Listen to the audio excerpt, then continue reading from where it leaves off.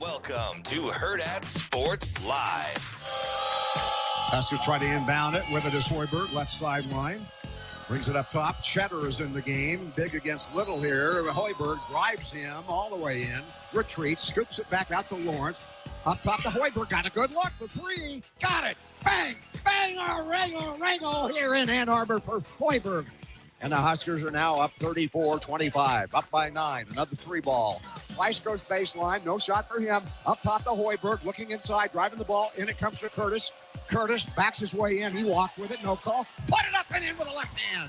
He traveled and got away with it. But the Huskers get the goal 36-27. Weiss will shoot another. It's 39-33. Nebraska by a half dozen. Sanford second free throw. Money ball. 8 for Price. The price is right. It's P-R-Y-C-E. If you care. We may have witnessed through the first 16 minutes and 20 seconds of this game the guttiest performance by a Nebraska basketball team in memory.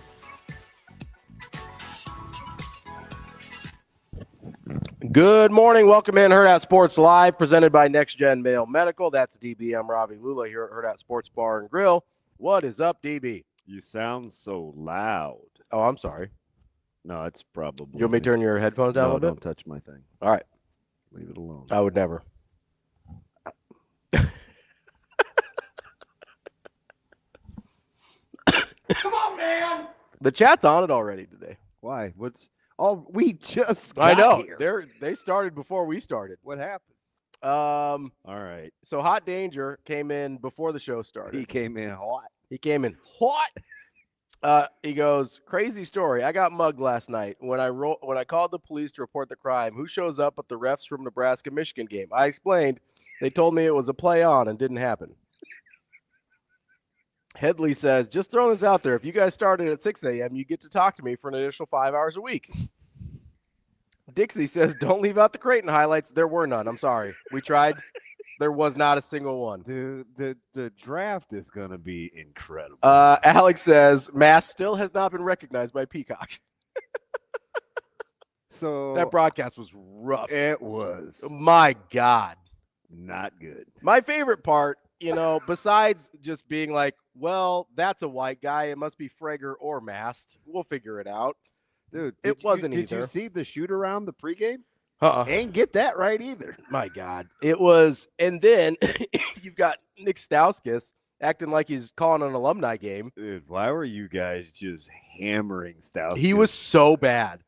He literally, I felt bad for him. He was getting hammered. Yeah, be better at your job. Just be better at it. There was a point where Mara has his hand. I don't remember who was driving to the hoop. Mara has his hand on him and literally shoves him, and that's why he falls to the ground. He's like, I'm not sure I see the foul there.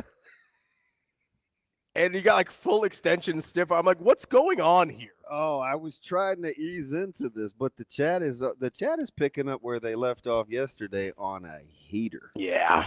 But I did figure out the draft though. Yeah, Zach's right. It was Jacobson. Yeah. So we're doing 6 keepers. 6? Yeah. Well, that's a lot. But we got a lot of people in the chat. We do. So I think, do Rico and Austin need to have separate teams? At any time, I don't think so. Okay, because there's just a lot of people, so I thought maybe we needed more teams. Because at any point, we could have 3,000 views. Oh yeah, that's just on. And that doesn't count who's actually in the chat and doesn't say anything. And that doesn't count our tracker here doesn't count Facebook very well. Half of our views are on Facebook. So I think we get 6 keepers. Okay. Can I talk you down to 5? That's fine. Okay.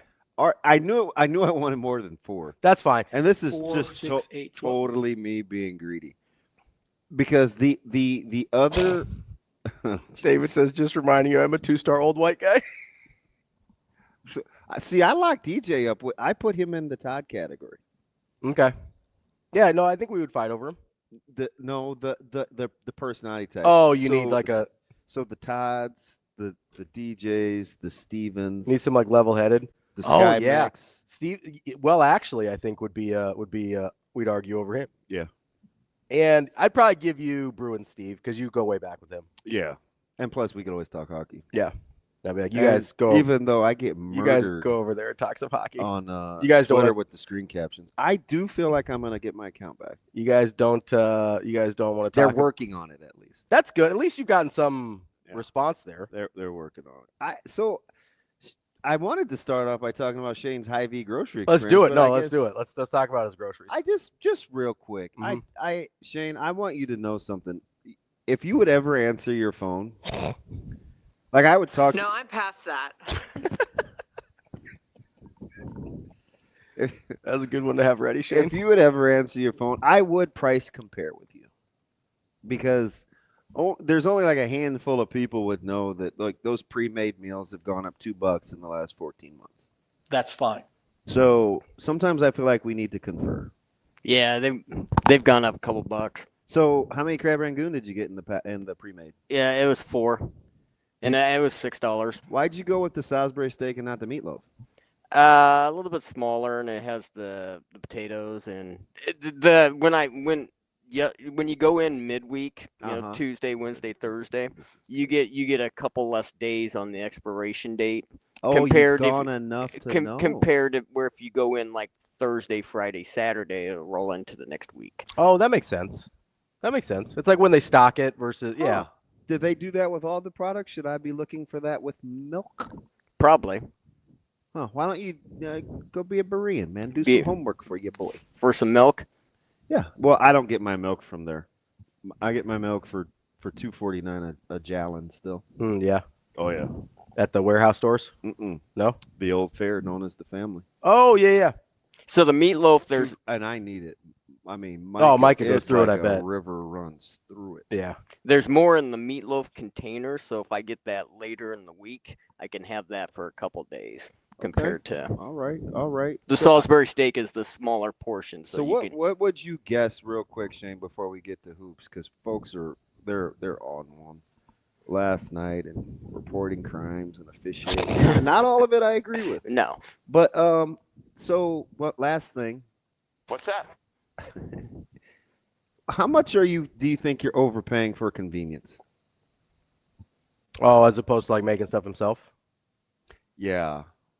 So like if you're gonna go in there and you're gonna get the omelet, man, over the hash browns with the cheese sauce, and it's gonna be $7, you cool with that?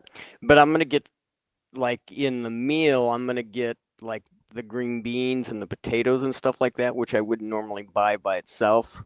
So I mean, that is a whopping 89 cents a can. Yeah, but I probably wouldn't eat the whole can either. It's amazing. Okay, that leads me to one more question. This is kind of how interviews go. I got one more. I have one more question. That's totally on me.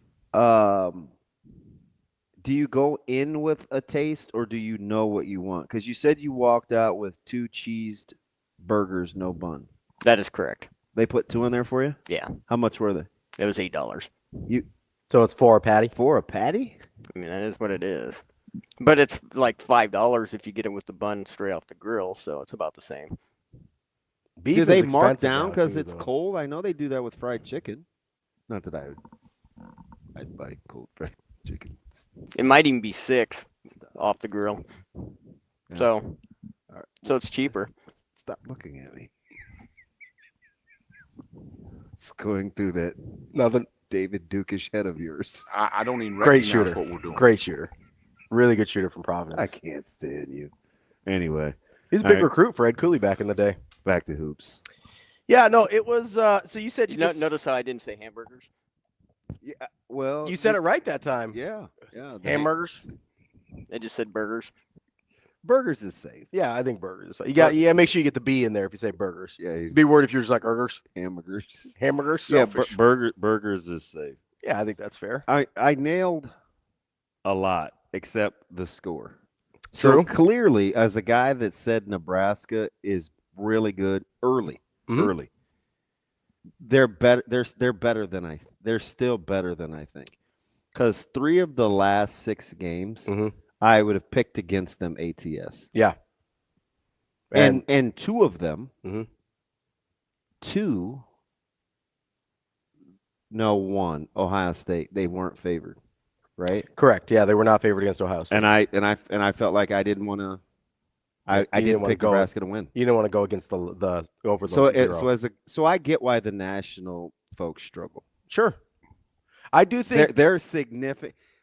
Again, I think they're really good. They're way better than I thought. Yeah, I was without, and it's not. I told you about Jamarcus. Yes. Told you about Kale. Mm-hmm. How Michigan likes to play defense, because this is what I hope doesn't happen. I hope you guys, this isn't like the first or second time you really watched Michigan and you're like, oh, they're not this or they're not that. The way Nebraska plays, I subtly brought in like the chasing and how Michigan likes to defend and where they let you get your shots on the floor defensively, which makes them a good defensive team. I was talking about that. Because I watch them all the time. Nebraska didn't play like that in the first half. The way that they made Michigan play defense versus the way that they like to play defense is a nightmare. Yeah. So they had to kind of readjust, but don't diminish Michigan because of how Nebraska made them look. Nebraska plays in a style that is very kryptonite-y to the way Michigan likes to defend. And Michigan had to adjust in the second half. Yeah, I thought it was one of the stranger games I've seen this year in the sense that the first half and the second half were two totally different games. Yeah, you thought they'd score 1,000. I mean, they were on pace for it was like 198. And it was arguably one of the worst second halves of two top 5 teams that you will ever see in college basketball. From the jump, too. Incredibly sloppy. The turnover started immediately. I mean, at one point, I think Michigan, like 6 minutes in, had 7 points and 7 turnovers and 6 points on the half. Like, it was a super messy half, but they had 3 field goals in 10 minutes. Yeah, it was rough. And I'm going to say that again. They had 3 field goals in a little over 10 minutes and 1. Yeah. That's hard to do.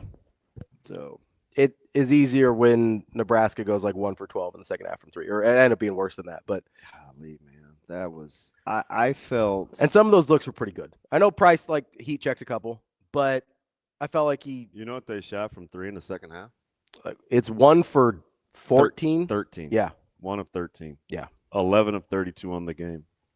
Yeah, I mean Do you know how many times they got to the foul line in the second half? I know it's 4 for the game. Nice. I would say 2 in each half. Yep. I think that's the part that people have the hardest time with. That disparity. I understand. I don't think that's a hot take, but I do think. I thought Michigan was going to have more stylistically. I thought that was too much of a disparity. Yeah, I mean, they shot 15 more. 19. And some of that, no, I'm in just the second half I'm talking about. Oh, in the second half. I think Michigan was 14 to 17 from the line. Correct. Yes. Yeah. In the second half. Yep.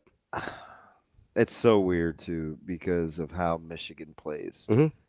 Kind of get it up on the glass, really good offensive rebounding team. I felt like a couple of and not all missed fouls are egregious, and I'm not a foul guy, so I did think there were some. We're going to talk about a couple of things, and I'm not good at a lot, but 2 in particular, I'm not very good at. I'm not good at the whole officiating thing, and I'm certainly not good at schedules. So I can help you out with the officiating thing. I'm gonna try to broaden my horizons and expand and be better. Expand. But I don't know if I'm going to ever be the guy you folks want me to be when it comes to hammering officials. So I think this is a multiple things can be true at once situation, right? All right, well, let's talk about it. I think Nebraska could have done things in their own control that would have changed the outcome of the game. I also think the game was not well officiated. Yeah. I don't know that I think it was as badly officiated as some people do. I think the free throw disparity is a problem. The game didn't play out 23-4, in my opinion. The game, in my opinion, played out like. Do you know what the score? Do you remember what the score was at half? 50-48. Yeah. Yeah. Do you know how many points Michigan scored in the second half? They won 27. Yeah. Yeah. Do you know how many points Nebraska scored in the second half? That'd be 22. Can't all be officiating. Absolutely, right? So there's multiple things at play here. What I had a hard time with a 27-22 half. Yeah. They had that with about 12 minutes left in the first half. Oh, yeah. I mean, basically. Yeah. Like, that was around the score. My issue, the biggest thing I had an issue with the officiating was, and somebody asked me, I said I thought it was about a C-. It wasn't an F.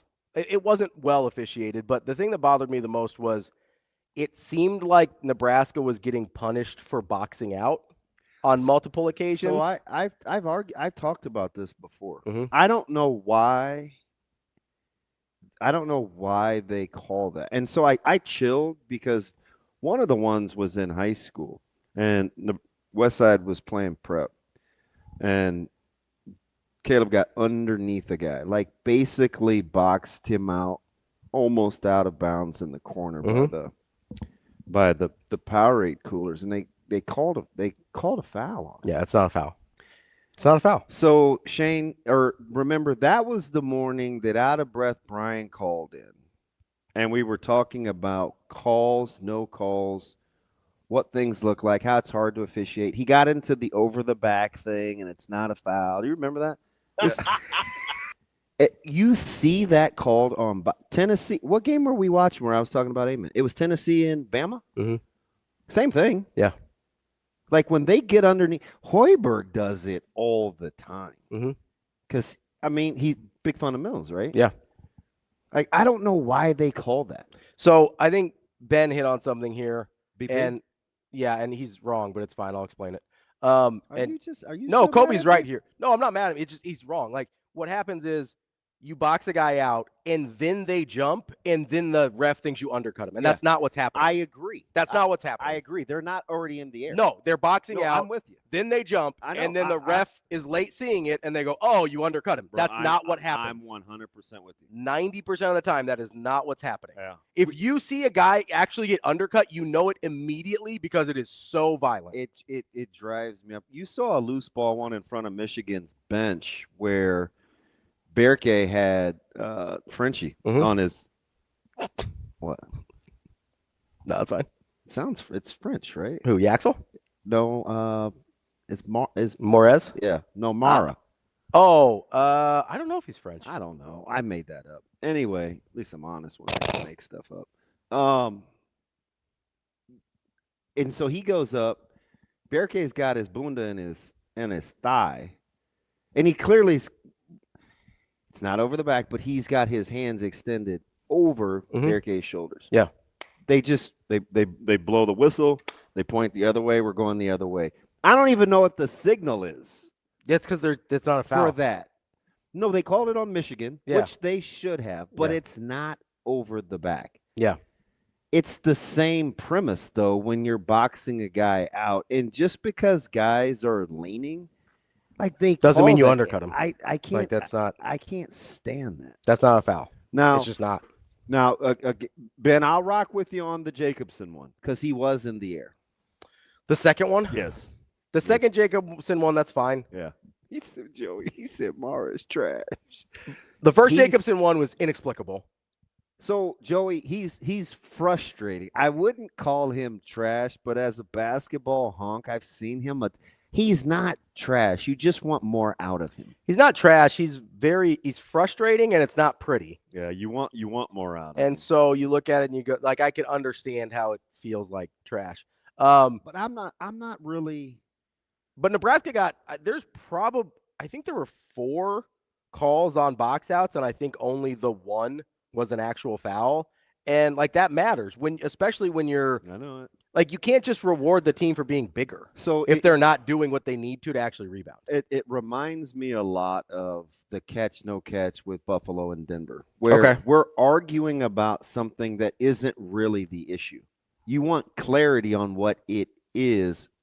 And that time it was, when are you down by contact? Mm-hmm. So you want clarity. Like, you just want to know. You can see the end result, and you can debate that either way. But when is it down by contact? Start there. That should trump everything else. Yeah, you figure everything else out. And why is that different on a fumble than on a catch? Which doesn't make any sense. Okay, so they'll address that. Same as this one in basketball. Like, if it's not that, then what is it when you call it? Yeah. Like, just Explain that to me. And I think we can go from there. I think people would be cool. I think. Yeah, I think so. Because even in this deal with guys that watch a lot of hoops, they're arguing about two different things. Yeah. Like they're seeing it differently too. Well, yeah, and I think there's a couple things at play there. I think some people, and I give you credit this because you're not a referee guy, but when something happens, you're at least open to hearing about it. Yeah, just let me know. Because in my world, yeah, we have to adjust. We're not in control. Yeah. So you just have to tell us. Yeah, give me some whether clarification. I'm a player or a coach. We're not in control. Help me out a little here so I understand. Yeah, just explain it to me and we'll try to figure out how to play within those parameters. But you have some people that will go so far the other way in a don't make it about the refs thing that they refuse to acknowledge that bad calls happened. Yeah, I have a hard time with too. If Nebraska makes 2 more threes in the second half, like we're not having this conversation. Yeah. Right? So I understand. That's why I started with there's things Nebraska could have done that were totally outside the refs.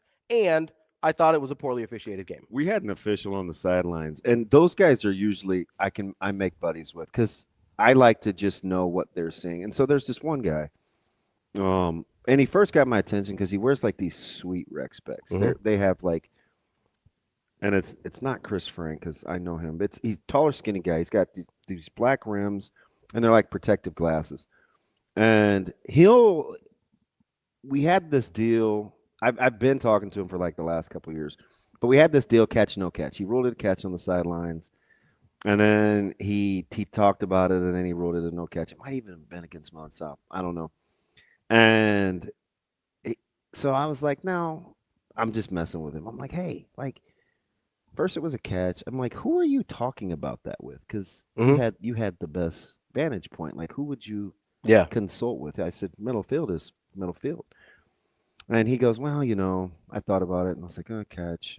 Maybe it was just the fact that I was just the uncertainty. I maybe blew it too quick. And I was like, it was something to that effect. Mm-hmm. I didn't love it. At least he's honest. But he like I knew exactly what he was thinking. Yeah. I butt tap, which you got to check with those guys. Sometimes you got to hit tap. Sometimes you got to tap. I tapped it. I was like, oh, okay, I'm cool. Like, see, so that's how I'm going to be. 100%. Like, that's almost always how. But, and remember, I'm traumatized. Right? Yeah. I again, against that team from Talatrashy in 90, like, I'm traumatized. Yeah, you got a fumble. Like, you got the whole thing. Yes, I understand. Just explain it to me. Mm-hmm. And we'll move from there. But last night with, the most egregious obviously was Hoiberg, right? Yeah, I mean, it's huge. That's a charge. Like it's a charge. I don't know what to tell you. Like he gets out of the circle clearly. His feet are set. How about Jacob going in on Matt? Yeah. And Matt, he backed down. He was like, "Hey, he ate it." Yeah. Which I thought I appreciated that about Max. I was like, I think you're wrong on this one, man. Like it was. Yeah, wrong. Plain as day. Yeah, like that's a charge. Like that's 100. That's a charge. And he 100 had times the out of 100. stones to screenshot it, and I was like, "Ooh." Screenshot also doesn't tell you because Jacob is a menace. Like it's clearly a charge. So I was like, "Uh-oh." I was like, "Yeah, I'm just gonna watch this from afar," because I never know when like Jacob's delivery is the same all the time. So I never know if he's like mad. I don't know that I've ever seen him mad. Like irritated, sure. That's probably more than where he was like, yeah, he's like he does that. So it's like he's like it's almost like he's disappointed in you. I was like, I know you accused me of always defending DeMarinis, but it seemed like I didn't want Matt to get it.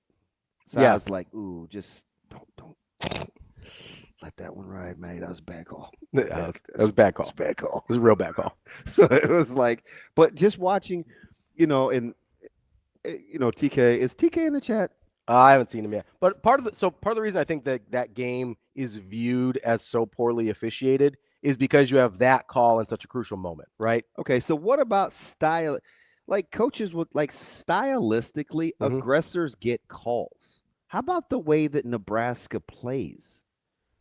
So they're playing with like 4.5 guys on fumes. Yeah. They're not getting downhill. There's very little things that are happening in the paint.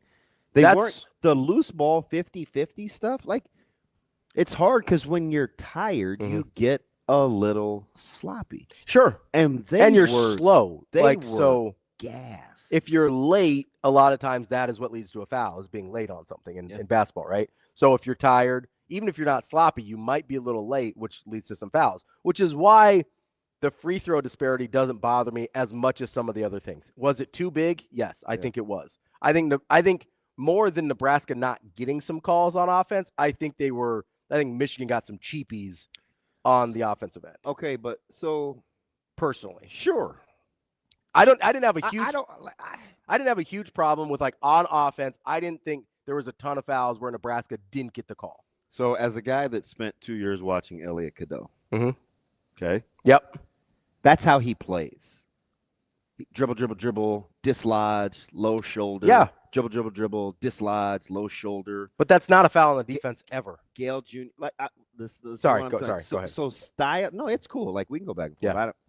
That doesn't bother me. So like when you see guys dislodged or shots fly, and let's say you don't call that when it's happening. I'm just trying to give you a perspective of what I think happens sometimes. Sure. So you see the aggressors, they're trying to get downhill, they're getting touched, kind of getting pushed. They don't really get the calls on the shot. The minute that ball gets on the cylinder for like offensive rebounds and stuff, I don't know if subjectively you feel like you owe them one because you've let them play. But a lot of times that's when you'll see the next immediate whistle. For like a ticky-tack. Yeah, and what do we see? Oh, now you call it. Yeah. And we're mad. No, yeah. Right? That's because I think it's a dumb way to officiate. I mean, I'm not you guys. They're human, though. I understand. So stylistically, I think that's what happens. I understand that. My problem is I'm just trying not to help you choke a fool. My problem with that is choke a fool? I want a choke a fool. That's what I always do. My problem Dude, is I think that lady is rich. I want there to be a consistent level of physicality allowed. And when you officiate like that, you're a freedom of movement guy, though. Even if I'm not, though, like it's the same thing as you. If I know exactly what a level of physicality is going to be allowed, or at least in the neighborhood, then I can adjust to that. The problem with the situation with you described, which I do think happens a lot, I think you're right, is that the initial contact is much more physical, and then you call the less physical foul. That's where I have a problem. So one of the things I think is super lost in this deal is Michigan had to resort, again, this is a guy that's watched a ton of Michigan this year. That's not how they want to play on offense. No. So the way that Nebraska defends, like I think like Michigan got outplayed. Yeah. So I think they panicked. So the frenetic pace in which what Michigan was trying to do like lent itself to the chaos of the game. Because the way Nebraska is positioned on the courts, there's much more space. So you can see. With the way Michigan plays when they're on offense, it's like like dribble, get crash boards. Yeah. So everything gets sucked inward. Yeah, it's sort of like a black hole. Like everything collapses onto the ball. That's hard. Yeah, because there's a lot of physicality there. That's hard. Conversely, Nebraska, the other way, when they're on offense, spread out. It's spread out, and it's passing, and it's cutting, and it's diagonals, and everybody touches the ball. So it's easier to see. Sure, yeah. There's less congestion. I'm not letting officials off the hook. There are clearly some bad calls. I'm just saying when you're looking at this in its totality, I can see it a little bit. I can. But, I mean, for how long's a basketball game? 40 minutes? 40 minutes. I mean, Nebraska was the better team for like 38 minutes and 40 seconds. And I'm not even talking about the last minute of the game because I still felt like execution-wise, Nebraska was better. They just didn't make the shots. They couldn't get the offensive shots they wanted. Yeah, because they were gassed. So, like there's a reason they didn't make any shots, and like they were gassed. Nebraska is, again, a guy that thought they were pretty good. Nebraska is way better than I thought. I just I pick? I think I picked 81-69. I thought it was 87-75. Is that what I said? I thought so. It was 12. Oh, that was Aaron that said 81-69. What I say? I said that's an 87-75 kind of game. I will say the only. So there, I mean, that's a good. They let their nuts hang. Like that's a. those things are gonna drop every time they hit the court. And if that's how you play, that's why they give a team like Illinois problems, because Illinois is not like that. They're not about that life. No. Now they're highly skilled. You let them get cute. Yeah, if you let them play, Purdue saw what that was like. If you let them play free, it's not going to go your way. Yeah, it's not going to go that way. It's European. I mean, he studies that style. Yeah, like you're not going to out Illinois, but when you can muck it up, not muck it up, but if you can just make them play hard, yeah. like make things difficult for them. Yeah, I talked about this. You know, having to make shots late.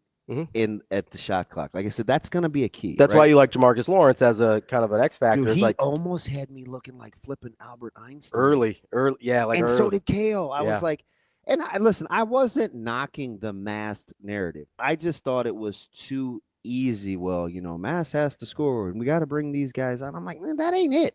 Because the key for Nebraska's offense is where it's initiated, not who is initiated. I think the biggest thing for me with the injuries and what they affected was A, depth, and B, the number of shot makers, right? If they're once Sanford and Jamarcus got kind of tired and cooled off a little bit, not having Frager or Mast as additional options was really, really detrimental. And I rocked with him because I would go see him in high school games at ACG or at AGW.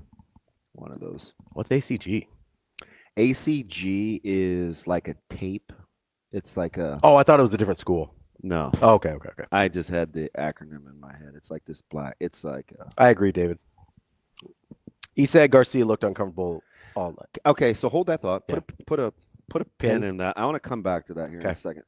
So, when you see Kale do things like, remember he started on his left, so the left wing. He's moving left to right on your TV, and he kind of circles around. Then he hits the little step back. Yeah, that was I called it the Steve Nash Classic in the chat. So yes, because he just kept dribbling. Yes, and he went around the bottom of the hoop, kept his dribble, and then kind of did the fadeaway. And I was like, okay, that's a high degree of difficulty. He looked so comfortable though, but he looked like he was about that life. Didn't bother him at all. That's going to serve them well. Absolutely. That's the thing. I'll give Kale more credit than anything, because guys like that, if you're more athletic than they are, guys like that drive you crazy because you do not understand how it's happening. I wasn't trying to get Schmitty to give flowers and stuff like that, but we watch a lot of high school ball, and so I get the Hoiberg thing, right? Coach's son, Wenner, Jim Rat. I get Jacobson. Coach's son. That program wins a ton at the high school level. Then I got into Frager and, the proud moment. But what I'm watching, remember Kale a year and a half ago was a guy you'd put on the court and you'd say, don't shoot it. Yeah. It was a guy you were trying to survive his minutes. So as you get later into the season. Kind of same thing with Hoiberg, to be honest. You didn't want him shooting the ball last year. Sure. Only when, remember, we talk all the time off air. If he's open, good, but we didn't really like him creating. Right? No, 100%. So clearly he's much better at that. Absolutely. So you get Kale, who has confidence to take some shots. You're going to get Frager back, who's super close. Yeah. You're going to get Rank back, who would you have put him on the plane? No. If he's sick and I'm worried about, I don't want everybody else getting sick. Airplanes are little petri dishes, man. What are we doing? Boy, he looked bad. I would not put him on unless unless it's not like football, because I've seen a couple of guys that they need that are touch and go that they kind of basically quarantine. Yeah, they put them up in first class. Yeah, they're like these little pods. They're pretty sweet, and they just kind of chill by themselves. But unless it was a situation where he had it for 24 hours and been on the antibiotic, so they didn't feel like it was contagious anymore, I'd have a real hard time putting that guy on a plane. So you get Mass, you get Braden, you have a really confident Kale. Hoiberg's doing Hoiberg things. I want to get to Garcia though. Okay. Now this is the coach in me. This isn't the fan. Would you be honest? Okay. He had the egregious turnovers where you're like, WTH. But given how the game was going, do you think he was more deterred to not playing because of how Leo was playing? Or that it was so bad in the first half, you don't think you could come back to him? I thought it was so bad in the first half you couldn't come back to him. I thought that's why Leo. I hope not. I thought that's why Leo got the minutes he did. Because I think you got to live a little bit with that with Garcia. But okay, I'm not trying to be a jerk here. Yeah, you are. I'm really not. But what am I living with it for? Like, what's my benefit? Numbers. Did you see how they were playing with down the stretch? You need legs. I understand that. But if I'm not. I have no legs. I have no legs. I don't know what you're doing right now. Dude, that was an HBO documentary that was traumatizing. Shane, it had that lady in it, Chloe Sevigny. What's her name? A lot of vowels. Savini? I don't think it's that. I think it's called The Boys or Boys. Boys. And the character's name was Tully. He was a total degenerate. He went to high school. He ate, he drank, or he smoked, he drank. Mm-hmm. He, took advantage of sleepy people on couches. He was a bad dude. They beat up a kid with a skateboard. Of course, he was black. Have you not seen that? No, I have no idea what this is. I think it's Boys or The Boys or something. Tim in the chat says Eddie Murphy from Trading Places. Yeah, him too on the little skateboard. Yeah. And the police officer, and he was like, "Hey, where'd you serve?" He was like, "Wang Dang Kong, beat number."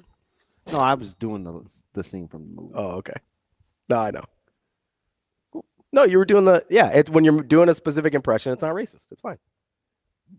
Man, that's why you can't make kids. Thank you. Kids, boys. I haven't seen that movie. Hey, I haven't. I hear it's a tough movie. Disturbing. Yes. Watch Kids. I'm probably not gonna do that. Yeah. Anyway, did you watch The Rip? No, I was watching basketball, man. Can you just do something I ask? Yeah, I was watching basketball. Just take an hour 47 out of your day and go watch it. I should have watched it instead of watching Creighton, but that's fine. Yeah, we'll get to that. But can I get back to the Garcia thing? Yeah, so here's my... I have a soft spot. Hold on. We'll get to your soft spot. But, I understand in that particular game, you hope you can play him because you need some legs. But in general, let's say I get Mass back, I get Frager back. What is the upside of playing Jared Garcia? Because, I'm still looking for the thing that he does well. Do you have to play? So he can be instant offense. Can he? I'm going to punch you in the Do you want me to face look at the with numbers this. here? Hey, so, dang, we have so many new people. He's shooting. How do I say her name? Is it Savini? Savini? I have no idea. Chloe. What's Chloe's last name? Savigny? No, that's not it. Sauvignon Blanc? I hate you. So Jared Garcia on the season. Thank you, Jake. Is shooting. It's my boy Flaky Jake. Let's go. 34% from the field. Small town Nebraska kid. And 20% from three. That's not instant offense. That's instant bad shots. Okay. So listen, man. For his career, he is shooting 42% from the field. Knock it off. I watched a guy by the name of from Vincent Lamar Carter average 7 points his first year at Carolina. Okay, but this is his 6th year in college. Oh, God, I hate your guts. He had 2 and then a JUCO. Wait, it might be more than that. Hold on, let me check. Yeah, so he is in his 6th year. Were you a Bugs Bunny guy? I mean, I watched like. Did you ever see the one where they were Looney having a Tunes or duel and he whatever. took off his glove? And he slapped slapped him. Yeah, that's what I you to- want to do with these glasses cases, but I don't want you mad. Don't do that. I don't. You can do it to my arm. Just don't do it to my face. Nebraska's got to be able to play with 8.5 guys. I get it, man, but at some point the liability is a bigger problem than the legs. I'm just so. At no point has this been who Jared Garcia is. Okay. Why do you have a soft spot? Sevgeny. Why do you have a soft spot for Jared Garcia? Sevgeny. Thank you, Sevgeny. I just call her Chloe.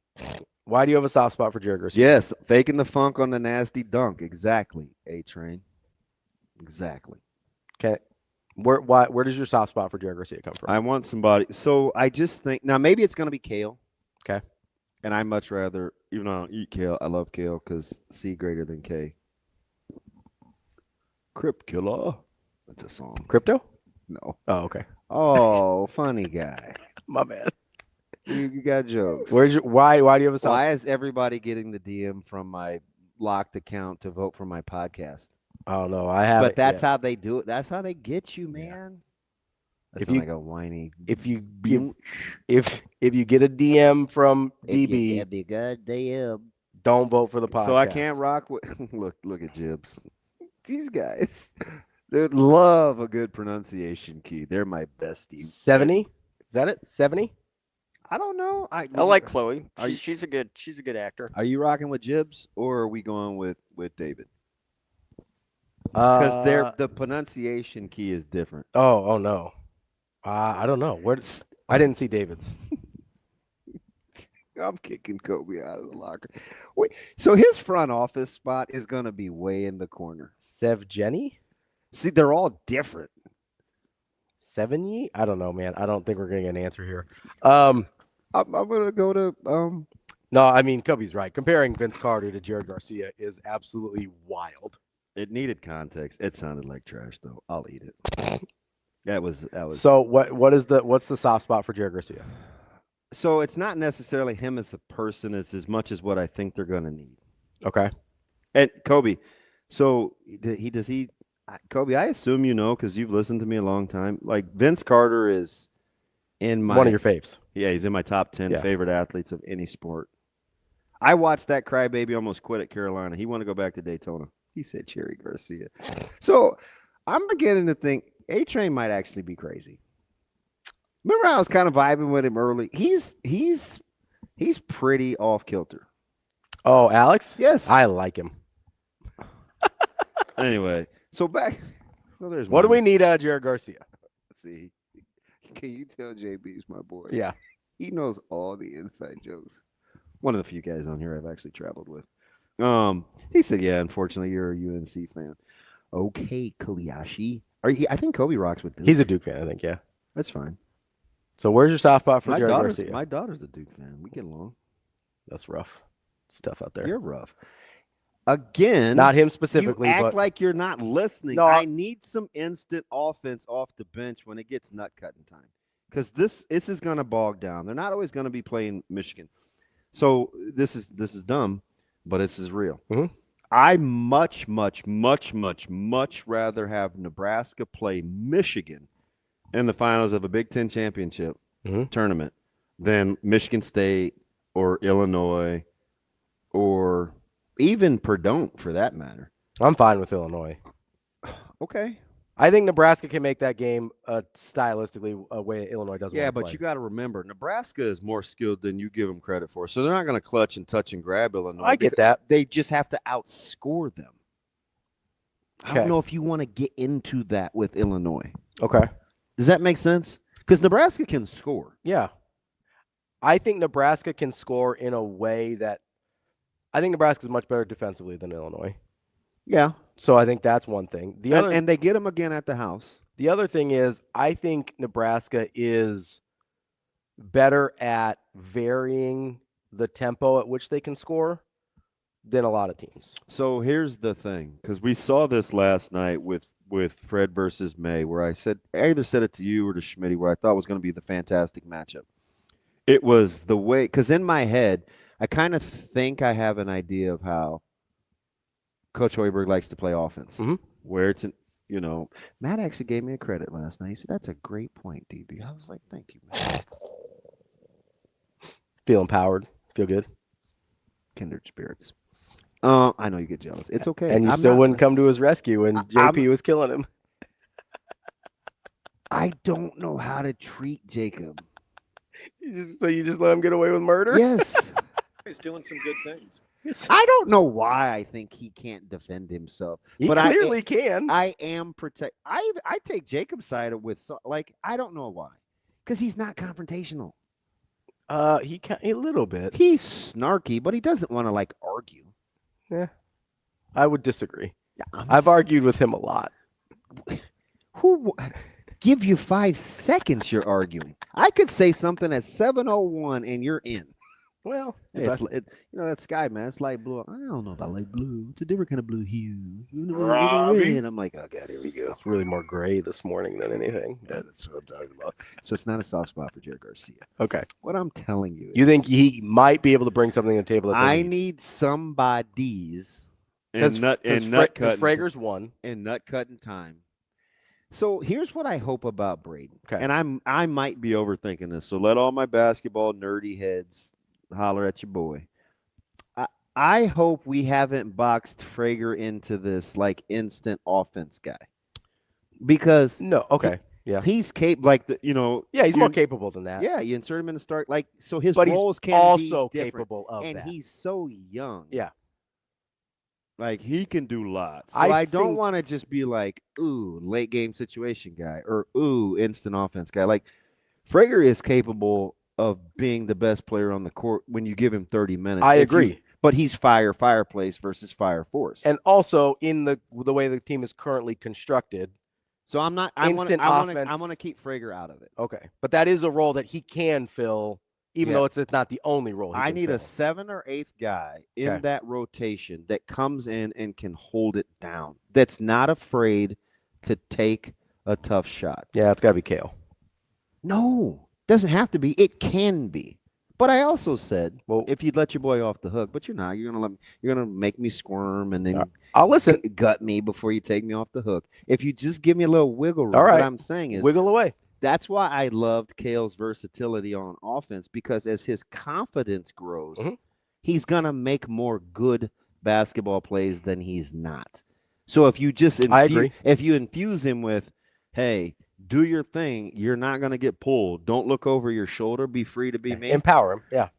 I'm cool if it's Kale. I agree. I get off the – did somebody say Cherry Garcia? That is so wrong. Yeah, that is Alex. Alex hit you with the Cherry Garcia.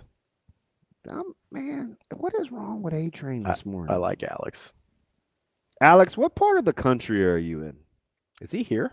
Coda to Carter off the glass. He's back in the family. Man, I love Coda. Ed Coda was like one of my dudes. Can I just say this? Loved Ed Coda. The most underrated, underappreciated point guard in Chapel Hill history belongs to Eddie Bad Teeth Coda. Ed Coda was a dog. I like him. I liked Ed Coda a lot. He was low key. All right, A-Train, you're back.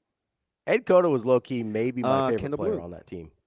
Kendall Blue's been, according to the coaches, starting to look the part. But it's a little late. Maybe. It's also a little late for Jared Garcia to turn to somebody he's never been in his life. Are you going to hang? I'm just saying, man. What are we talking about? I broke this game down fantastically for you yesterday. You did. Gave you some insights, some nitty-gritty. Didn't pick the low-hanging fruit. You did. And you're hammering me over my hot take about Garcia. No, I'm not. It's the premise of Garcia. It's not the person. But all I said, this is where this started. Shut up. This is where this started. Somebody in the chat said, and I agree with them, is the only guy that didn't look like, and I said this in the chat. I said this in the chat last night, real time. The only guy. Make me nervous. Come here. The only guy that didn't look like he could hang for Nebraska last night was Jared Garcia. He's the only guy that looked uncomfortable in that setting. That's what I'm judging this on. A little too frenetic for him because he's kind of frenetic by nature. He didn't look. He never looked comfortable. He looked. Hip-hop, hooray. He looked like he did not fit. That's frenetic by nature. That's good. He did not look like he fit the level of that game. He looked like, I'm not trying to be mean. You act like you're not listening to me. I'm always listening to you. He looked like to me, Speaking of which, not trying to be mean, he looked like a guy. What's this pen?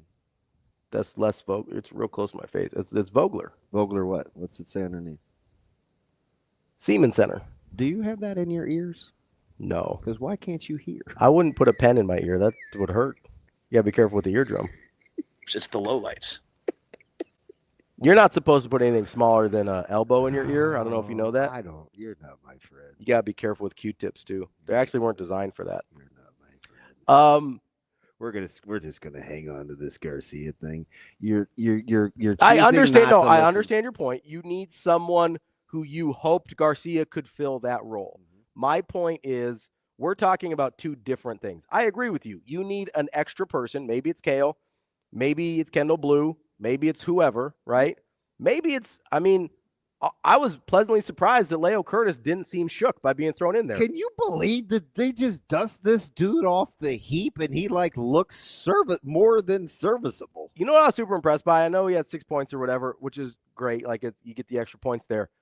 I was really impressed because he doesn't look like he moves like he doesn't look comfortable moving super well. The baby giraffe thing? Yeah, he looks like he needs to grow into his body a little bit still. Well, he had the bad back. No, that's Oogie, yeah, right? Never mind. I think he's just like, hey, I got tall really fast and I'm young and I'm still trying to whatever. But you know what I said though? Like from a skill standpoint, no, he's really, really skilled. His ceiling is super high. Yeah, but I was impressed defensively. It's classy. He could break through that. I was impressed defensively that he was able to, for the most part, still be in and get to the right spots when he needed to. Yeah. Which is, especially with a defense that's as on a string as Nebraska's and kind of has to move as one. When you haven't played, that's really hard. Yeah. No, I am 100% with you. Like I was super impressed by the minutes they got from Leo Curtis. I am 100% with you. And I think moving forward, like that to me, there's a couple things I take away from this game. Number one, Nebraska full strength can play with anybody in the country. Like that's full stop. I don't care where you're playing. I don't care who you're playing. Especially healthy. That's a really good. Yes, like there is no ceiling on what this team can be at full strength.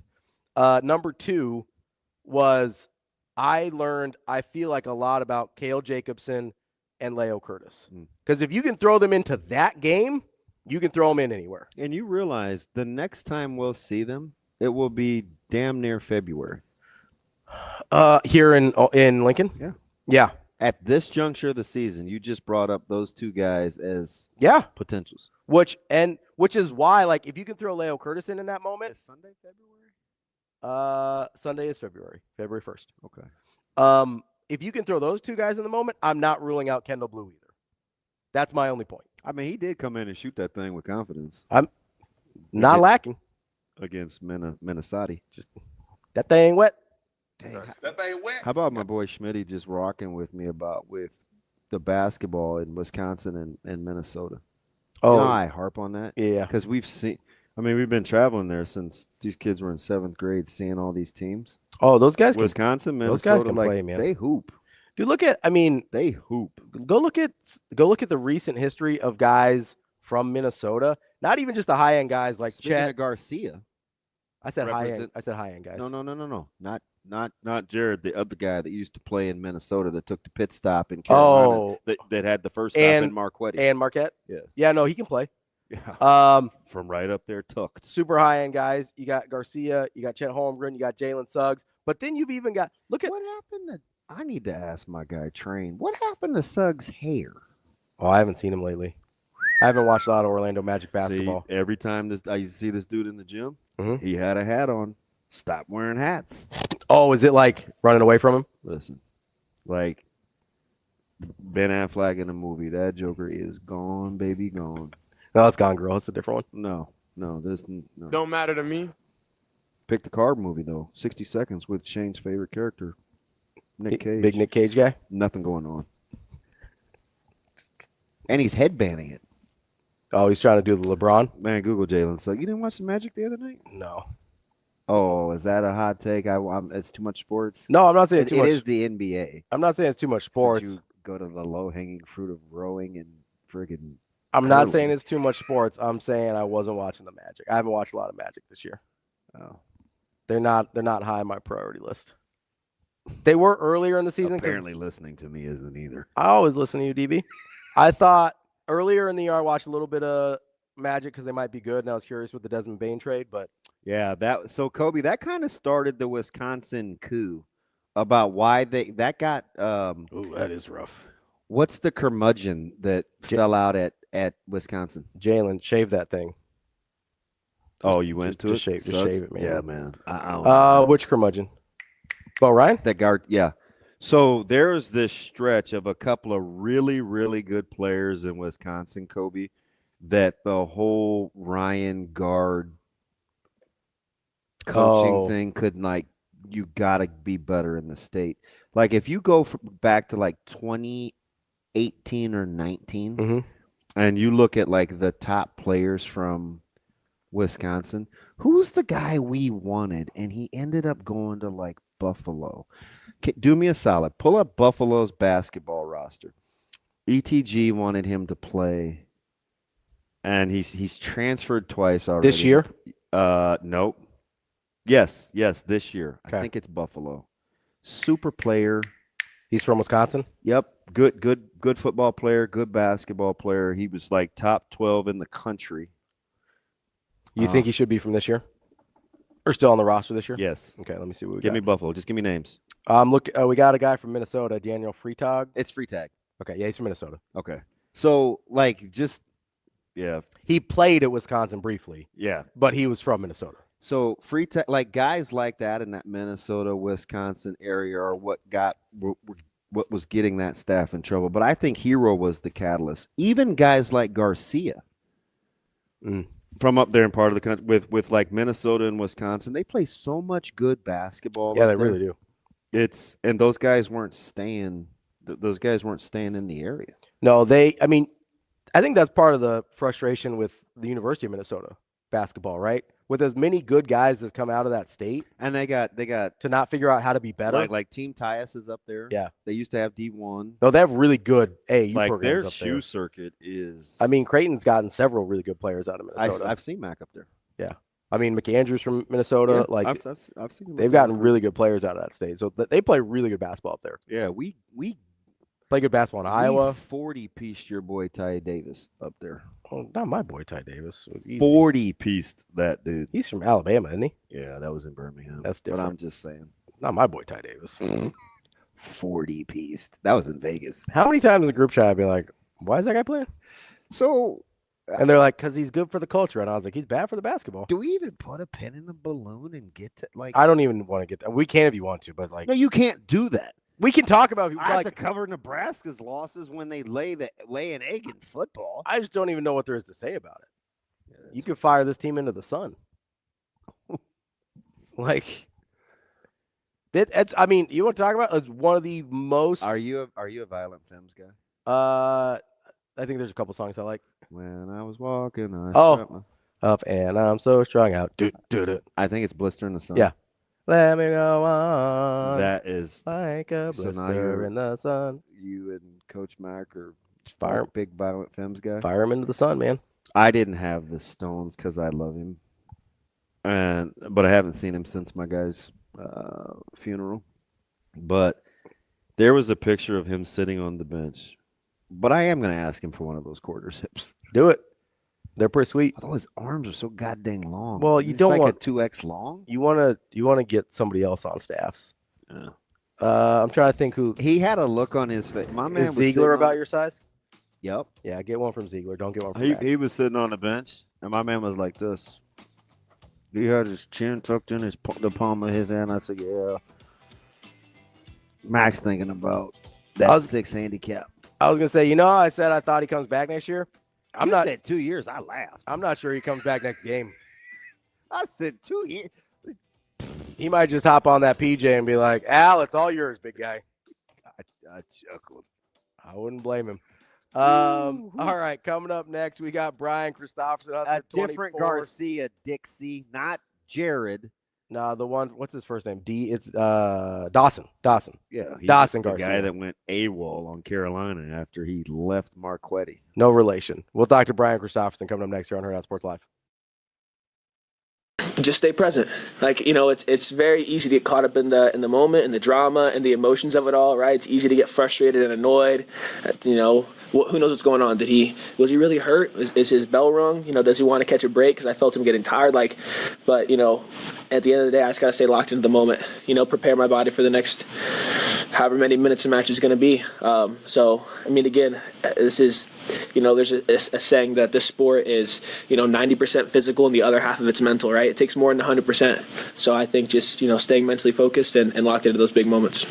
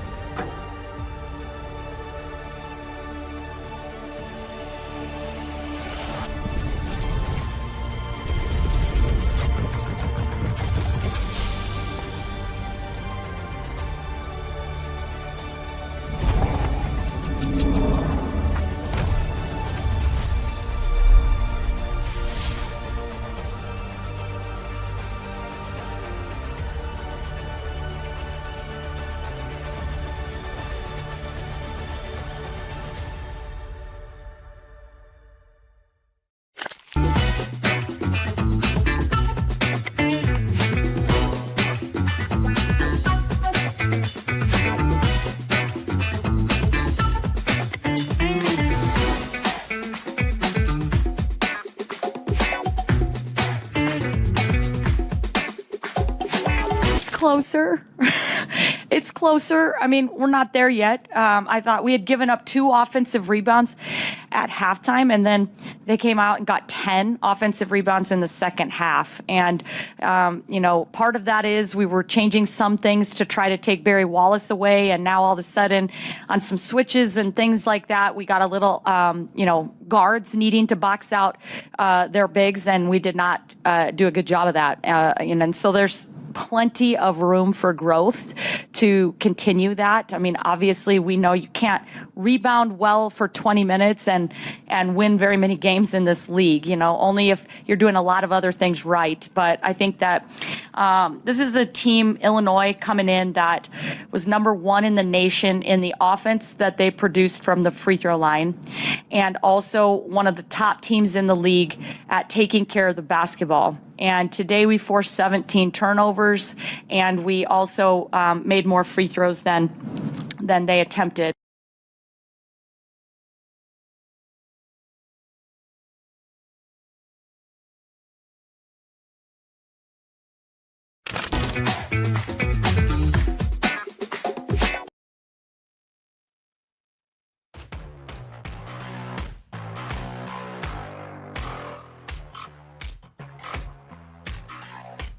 Welcome to Hurrdat Sports Live. Sanford with 4 or 5 rebounds already. Here's Hoiberg. Huskers up by 4 with the ball. Big possession here.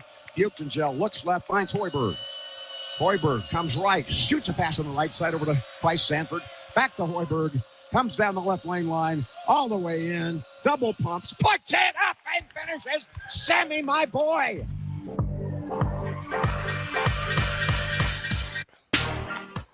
Welcome back, Hurrdat Sports Live, presented by Next Gen Mayo Medical. That's DBM Ravi Lulla here at Hurrdat Sports Bar and Grill. We are joined now by Brian CHRISTOPHERSON from Husker 24/7. BC, what's going on, buddy? I'm doing well. How are you guys? B-Sizzle, it's no fun when I can't see you with your chest puffed out. Like what's going on, man? You on the move? No, I'm not on the move. I'm at my kitchen table like normal. I left my MacBook charger in at my parents' house yesterday in Omaha, and so I got to go get a new one or meet my dad to get the old one. So anyway, my computer is not available to me for like an hour. Time out. BC, you're a grown up, right? Not most of the time. No. You could potentially meet Pops. Yeah. To get the charger. Yeah, after he had a pacemaker put in last week, I might make him do that. I might make him come meet me in Gretna or something. But that's what happened. Extra 20 minutes. BC, just drive to their house, man. I probably will. I probably am going to get another one because I need a spare. So or that. But I didn't want to suggest. I don't want to pretend to know your finances. But I was like, you just told me he wasn't feeling good. Why would you make him meet you halfway? Oh, he's on the mend. He likes to get out, and I don't want to paint myself in a bad light. I was over there yesterday because I am that kind of caring son, so I want that to be put on the record. But that's why I cannot have my chest puffed out in front of you right now. He said meet halfway to get it. Dude, that's something Caleb would do. Hey, Dad, can I get my can you meet me halfway to get my laundry? Caleb would come to Omaha, drop it off on my porch. Go drop it off on the porch, not say a word to you, and then drive back to Lincoln. Yep. He would be in the car for an hour 45 minutes to be at his house for 12 seconds. Oh, BC, that is a gem. You have to know your people though, right, Damon? I mean, like my dad's retired.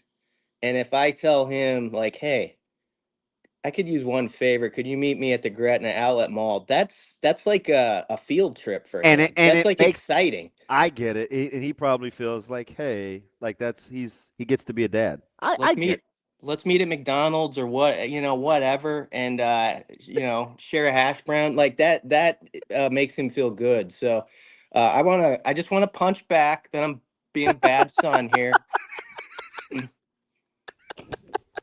BC, he's an absolute joke. Go get a Cinnabon at the Pumpkin Pantry. Exactly. Exactly. There's opportunity. BC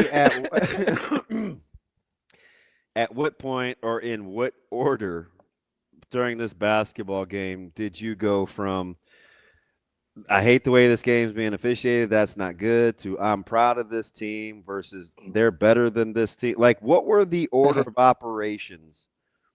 Please bless my dear Aunt Sally of math for how you viewed this basketball game last night.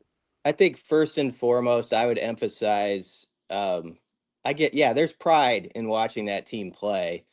And also, I was sort of in that grumbling crowd about 5:30 p.m. yesterday that was like, okay, without Mast and Frager, I'm not as juiced up about this game as I should be, even though it's two top fives. And within about, it wasn't maybe the first media timeout, but by the second media timeout, I was like, you know what? I don't know if their legs are going to hold up. And in the end, that sort of, I thought, did them in as much as anything. The legs were jello on the jump shots, I think, at the end. Mm-hmm. But they can play any combination of their top seven and go toe-to-toe with anybody. That's what I left this game thinking. Like, you could, obviously it helps when you have Frager and Mass. I thought Ravi made a good point that, like, whether Mass scores, 20 yesterday if he played or 9, the fact that if you would have had him like available as another option as the other guy is tired, and when you have Frager and him to play off the other guys, it makes them tough over the long haul. So that's what they were missing. They just missed that depth piece on the offensive end late. But yeah, that the 5 they put out there, they weren't backing down from anybody. And I'm done putting limits on this team. Right. Like that's where I'm at. Like now Sunday's going to be a war. That's a tough game. And I brought it up last week on this show. I've been kind of hesitant. I'm excited about, I like a good conference chase, guys. Like, I like that sort of stuff. Like, the idea of Nebraska, like, being in the thick of a conference chase in basketball is something I've never felt in my lifetime. Even, like, when I was a kid and I watched them all the time, back to Studio 66 and the Raycom days and Danny Nee when he had some great teams. Yeah. I never thought that. Yeah. I was a big Studio 66 game of the week guy. Yeah. Yeah, with Doug Bell and as the host in the studio. And John Sunvold is like, "Hey, you are looking live." This is so dumb. Watching those, that was the first time I was like, "Man, I wish we had a Sonic in Omaha or Phillips 66." Dave Armstrong, wow, he was the wow guy. If you remember him as the announcer, but yeah, going back to then, I never thought Nebraska was even in a conference race, even with those really good Danny teams. I always thought like Kansas was going to end up, or whoever, at the top. And I'm fully invested in this thing now, these last 10 games.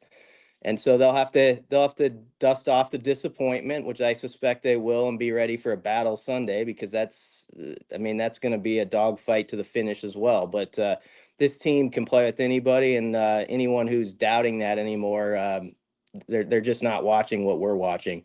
So I think that's an interesting point there, BC, because so much attention has been focused on, the rankings and moving from top 10 to top 7 to top 5 being, highest ranking in team history. And then of the undefeated record of like, oh, how far are they going to make it without taking a loss? We haven't talked a lot about the fact that Nebraska could win the Big Ten. Yeah. Like that's a big deal. This is the best conference in the country by I think a pretty decent margin. The Big 12 would probably have a word, but Nebraska could legitimately win the best basketball conference in the country. And I don't feel like last night when you tweeted about it, that's the first time I've heard somebody talk about it. Yeah, it's sort of been on my mind the last week or so, and I've been hesitant to say that. But and you got to go ball out here against Illinois and Purdue. I mean, there's not much margin for error to win the league.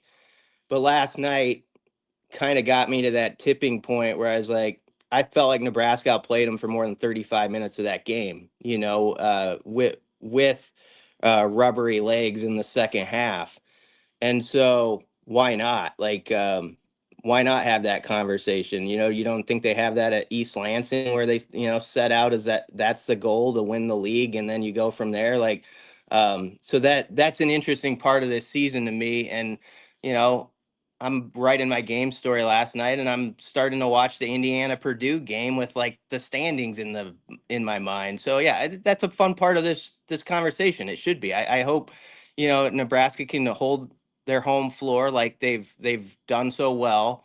And if they do that, they're going to be in that conversation until the end, and then the rest of it will take care of itself. Like if you're fighting for that the last week of the season to win the big, you're a 1 or 2 seed connected to that. So that's sort of where my brain is right now. Yeah, I'm not even going to stretch you because I know I'm a basketball nerd, but watching Purdue, I already fast forwarded to Nebraska post Illinois, and I'm like, Lawyer can't throw it in the ocean the last month.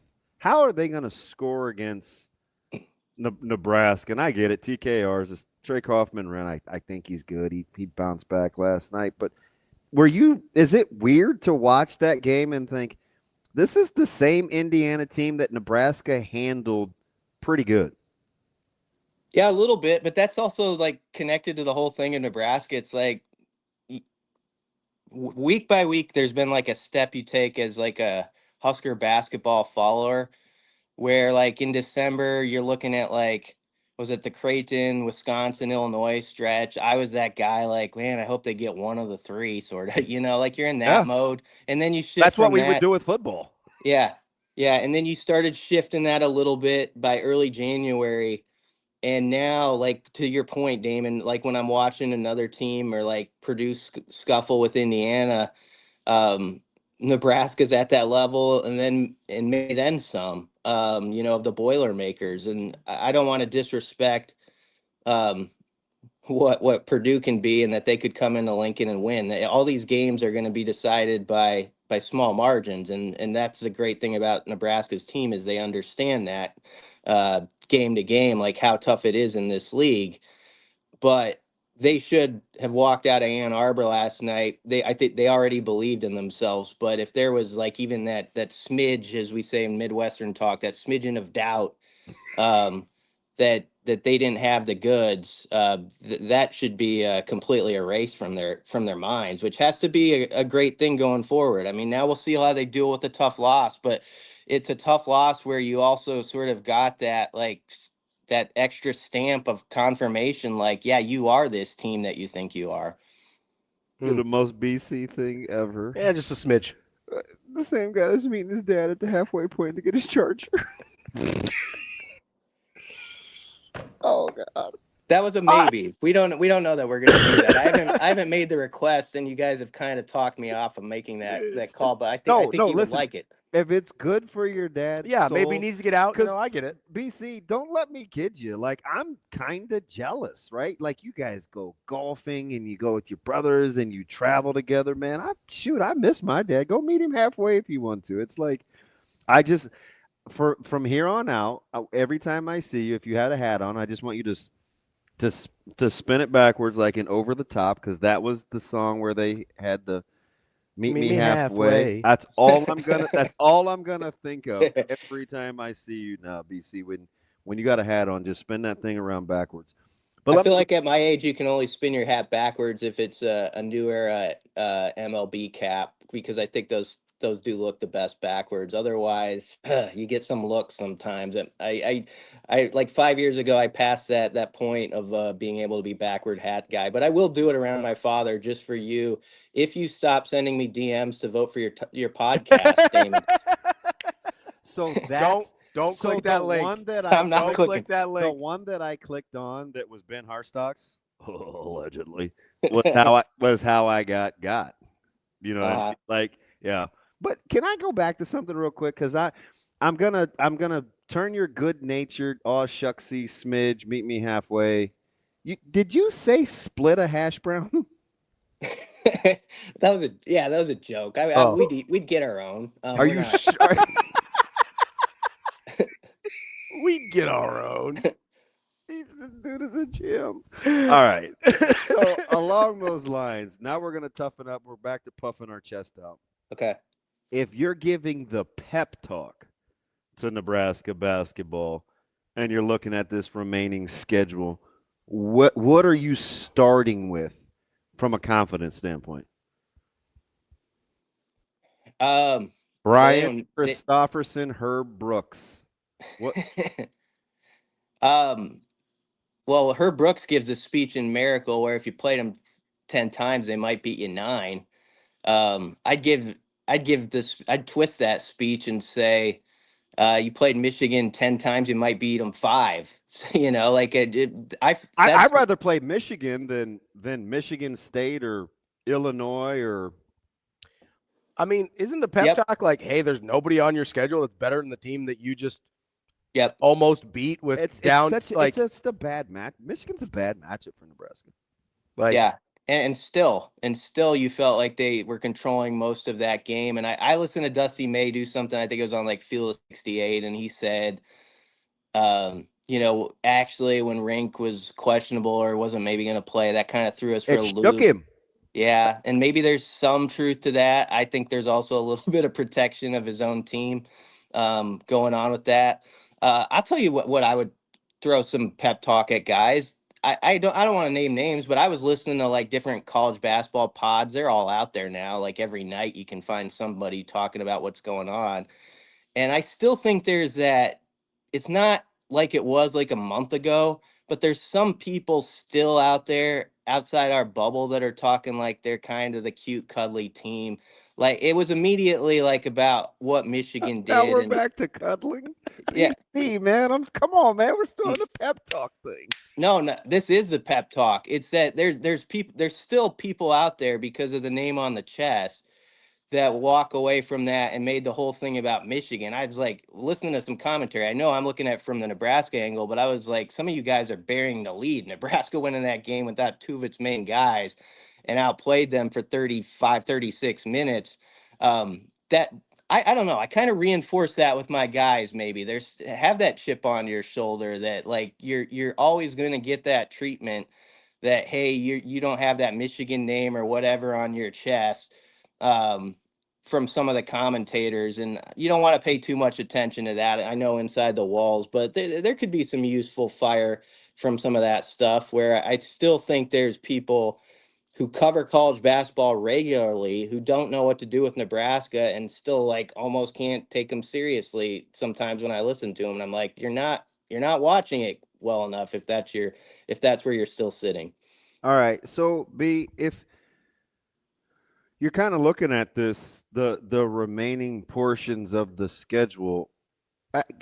You said something about Dusty May that I actually think has a little credence, though, because it's kind of like Illinois playing without, one of their key backcourt mates in Boswell, right? Then Wagler gets to go off. And sometimes when you don't have a guy, other things change, other people step up. So it's not always linear. I'm always terrified to say, hey, if they had such and such, then this. Right. But the butterfly effect is crazy in sports. That'd be like, if Jet Tamala didn't play and we didn't know right before we game plan him, there's a great chance we'd give up 300 yards rushing. Right. Sure. Yeah. It's just a totally different. It's a totally. Thing. They got 2 capable guys they can hand the ball off to. Sure. Right. So I kind of understand that. But if you're looking at Nebraska as in its totality, if everybody's available, what kind of team do you think gives them problems or would give them problems? And is that team still remaining in the Big Ten? I'm looking at who I think that is. I don't know that there's a surefire team where I say that's just an automatic problem for them. I said last week, like, I think everybody's kind of focused for fair reason because it's right in front of us on this stretch where you play Illinois and then Purdue within 10 days of that. But that double dose of Iowa, I think, is still like a huge factor in like the big race and all that stuff. Like, I think Iowa. Is it the limited possessions?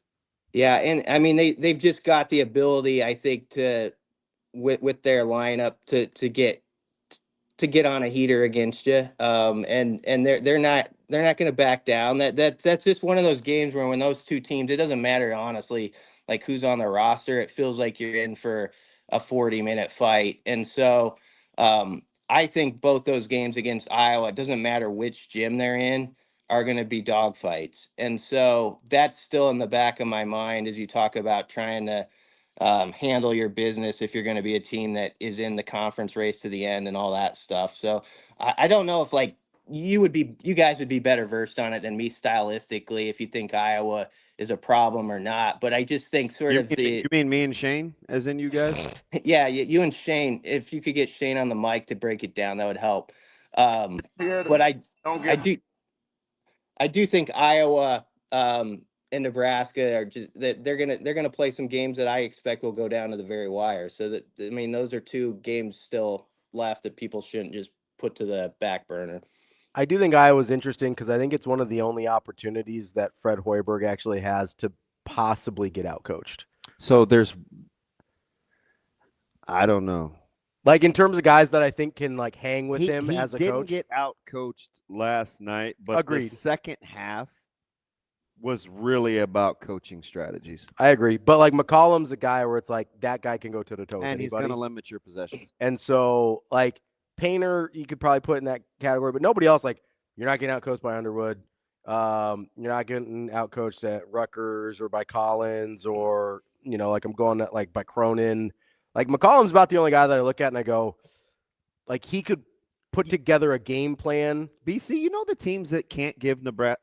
I'm gonna say this. Okay. And I don't know how much you enjoy getting into the nitty gritty of hoops, BC, but these are the teams that can't give Nebraska fits.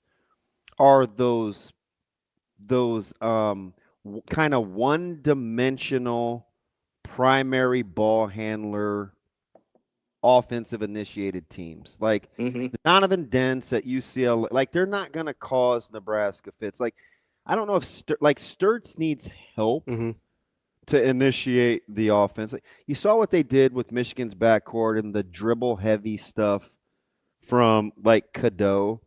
But where Illinois coincidentally could give them problems is offense could be initiated by like two or three or four different places on the floor. I think you have to be a team. That's kind of a deep cut, but I think you have to be a team like that. That could you get the ball out of like they made Fears. That's look why Michigan State couldn't score on them. Yeah, they made Fears look fairly pedestrian, even though he's really good. Yeah, he's not at all because he's kind of their one-stop shop initiator. Like I just don't know if you want to make a living with how Nebraska does their scout, being a team that plays like that. No, that's a good point. Well, thank you. Sunday is going to be a heck of a test, no doubt about it. I mean, Illinois is fully capable. That place is going to be a madhouse. It is, and it should be. Yeah, they need to be in it together. That's one of the beautiful things about Husker basketball is that it wasn't always full, but PBA has been largely filled even in some years when they weren't close or they were building to where they are now. And so I hope everybody capitalizes on this moment and appreciates this ride and the nerves that go with it. That's sort of the beauty of it. Like last night you're getting ready, I think, and I felt like a little nervous for those guys. You're kind of around, and basketball's a little different than football. You go to the press conferences, there's only 12 guys or so, and it's sort of the same 5 or 6 who come up, and you get to know their personalities a little bit more sometimes.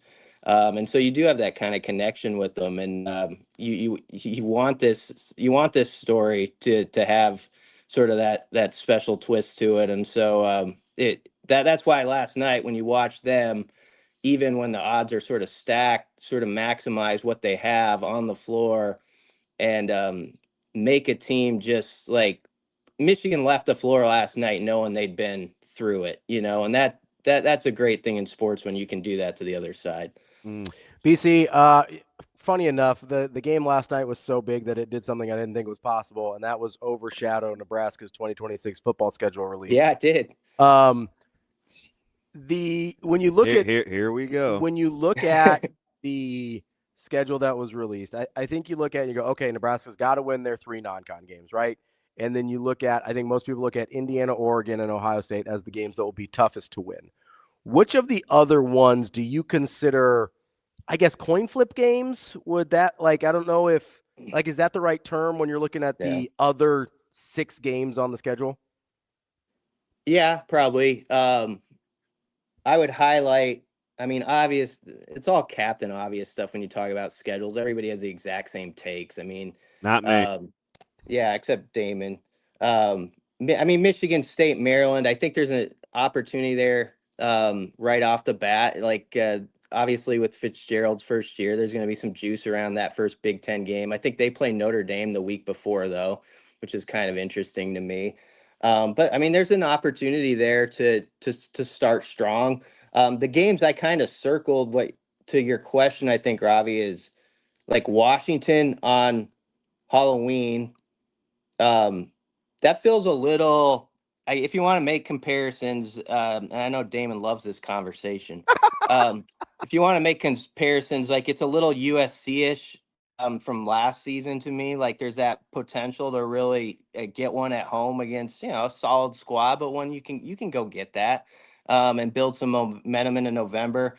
And then I look at a game like November 14th at Rutgers, which is not the first one people will run to, but when you look at the contest around it, that's obviously one you'd love to go get. You want all these games. I mean, November there's no trips out west. It's going to be cold and gray football, and we're going to see how much by that point Nebraska's grown on the trenches in both sides of the ball. And I wrote it in my little breakdown is, within those walls, you just have to view this as an opportunity. You already knew the teams that were on the schedule. You knew there were 3 playoff teams coming. And there was nothing about the way that it lined up, which honestly pointed my arrow up or down either way. It's like, okay, that's just the map now. Let's go. My favorite thing about the schedule is if you're a glass half empty guy, you're like, oh my gosh. In November, they have 3 away games. That's how that guy talks. Illinois, Rutgers, and Iowa. Daunting. Only 1 home game in November. Hey, I wrote that. Here's the thing, though. Yep. Nebraska is at least going to want to play like that. So if I'm a coach, this is just me and you, BC, chopping up like back in the old days. We're on the sidelines shooting the breeze. If you're like, hey, DB, if you're going to play a tough schedule down the stretch, how do you want to play? I would say, regardless of opponent, stylistically, I just want it to fit. Okay. Right? So Illinois, Rutgers, Ohio State, Iowa are going to play in a way I want to fit. That fits the way that I want to play. At least I'm not going to SC. I'm not going to Oregon. I'm not going to Seattle, where teams can spread me out. I might have weak legs. If I'm gonna play on the road late, I want it to fit my style. If I'm not gonna cry about only having 1 home game in November, could I convince you that at least I don't have to change my temperament for how I want to play? Champagne, cold phone booth. Piscataway, going to play that thing in a phone booth.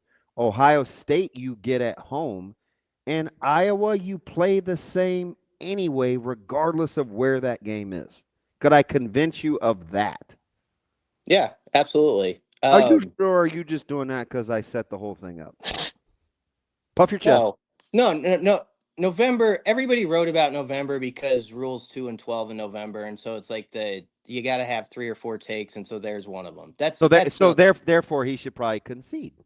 No, not, but that I'm just saying what happened there. And but he's 2 and 12.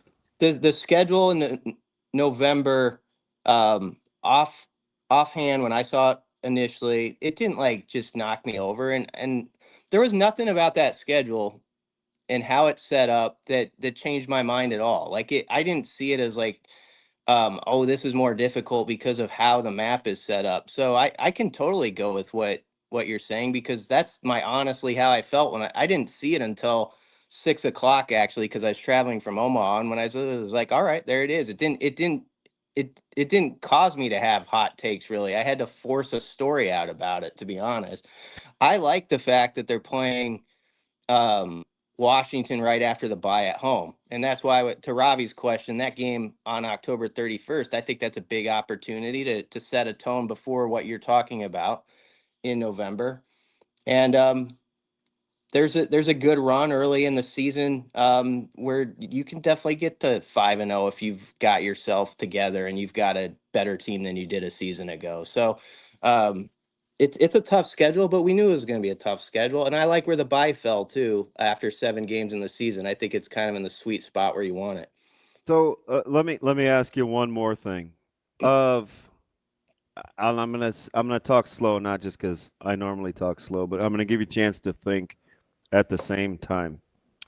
Ohio, Bowling Green, North Dakota, at Michigan State, home against Maryland, home against Washington, at Rutgers.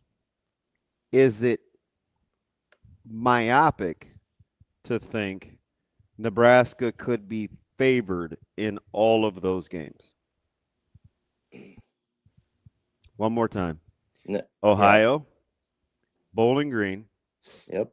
North Dakota, at home against Maryland, at home against Washington, on the road against Rutgers. I'm even going to throw in at Pat Fitzgerald-led Michigan State Spartans on September the 26th. Yeah, they could be favored in all those games. I mean, if not, it'll depend what Washington does early on, but they definitely could be in that one too if Nebraska's playing well. Go ahead. Yeah. I didn't want to stretch it. I think this is in the same conversation as Washington. At Illinois. No, Illinois loses everybody. No, I know. Yeah. Listen, I'm just trying to give perspective. I know I get paid by the university to be a mouthpiece, even though they've never cut me a check. I don't. Although they should. If we're being honest. They should definitely have me on payroll. BC, am I stretching it? No, not at all. I mean, should real quick coaching because he's 2-12 in November.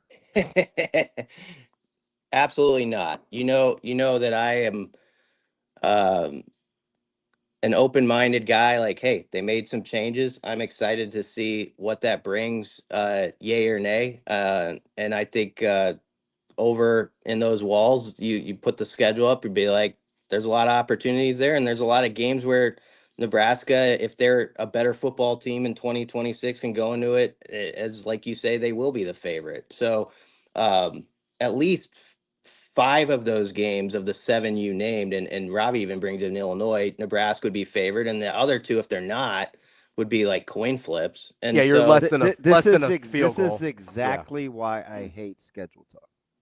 Mm-hmm. It is because players couldn't care less. Like, they don't know. Yeah. And coaches aren't afforded the luxury.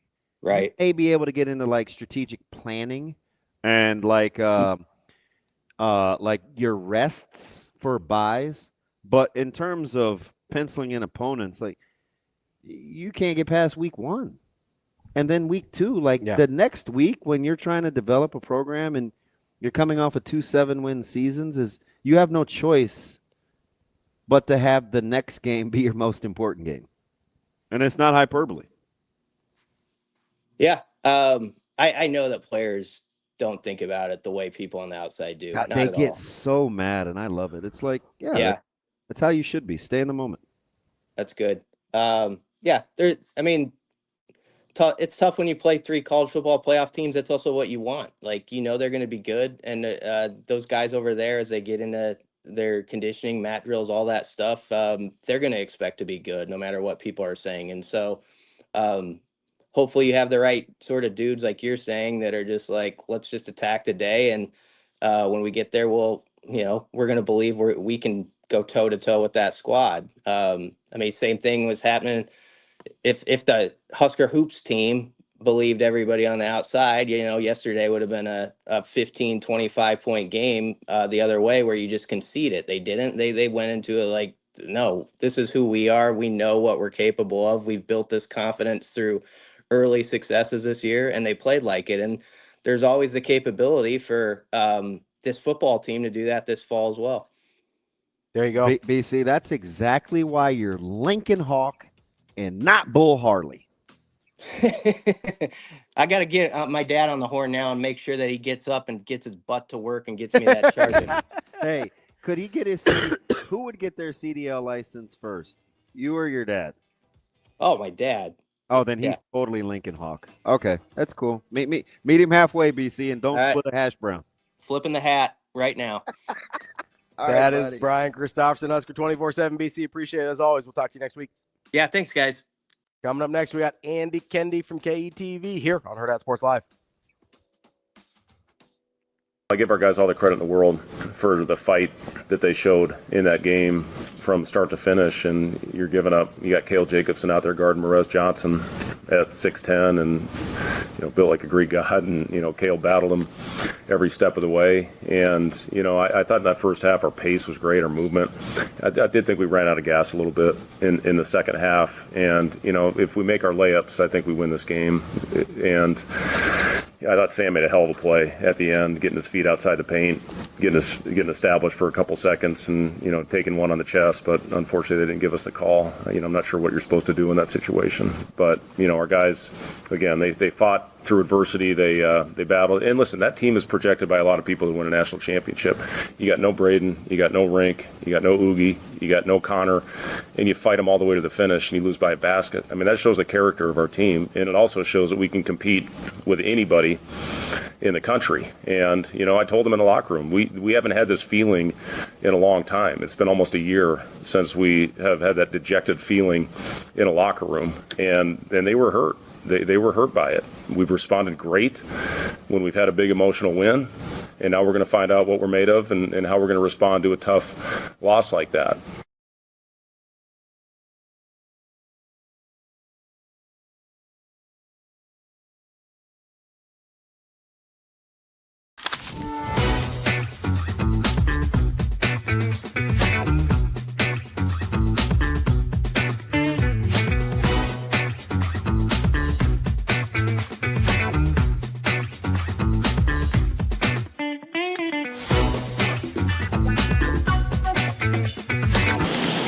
I mean, he's got a lot more in him. This guy's, they've wrestled before, and he's a hard guy to wrestle, and all these guys are. But this guy in particular, Feldman's, he's short, strong, he's a good athlete. So sports, made one little mistake, and in overtime, and that caught him. So I'd rather have him on my side though, moving forward. So he'll be fine. He'll learn from it. Got a little piece of humble pie. Maybe a little whipped cream on it too, or ice cream. I don't know.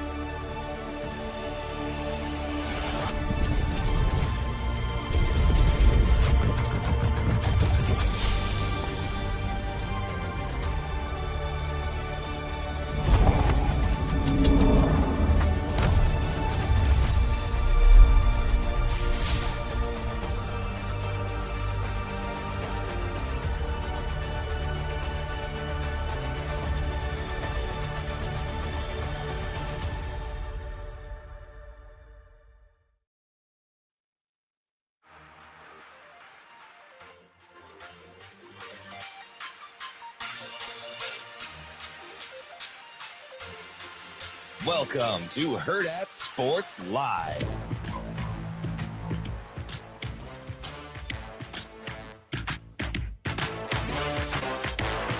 Welcome back, Hurrdat Sports Live. That's DBM Ravi Lulla here at Hurrdat Sports Bar and Grill. We are joined now by Andy KENDEIGH from KETV. AK, what's going on, man?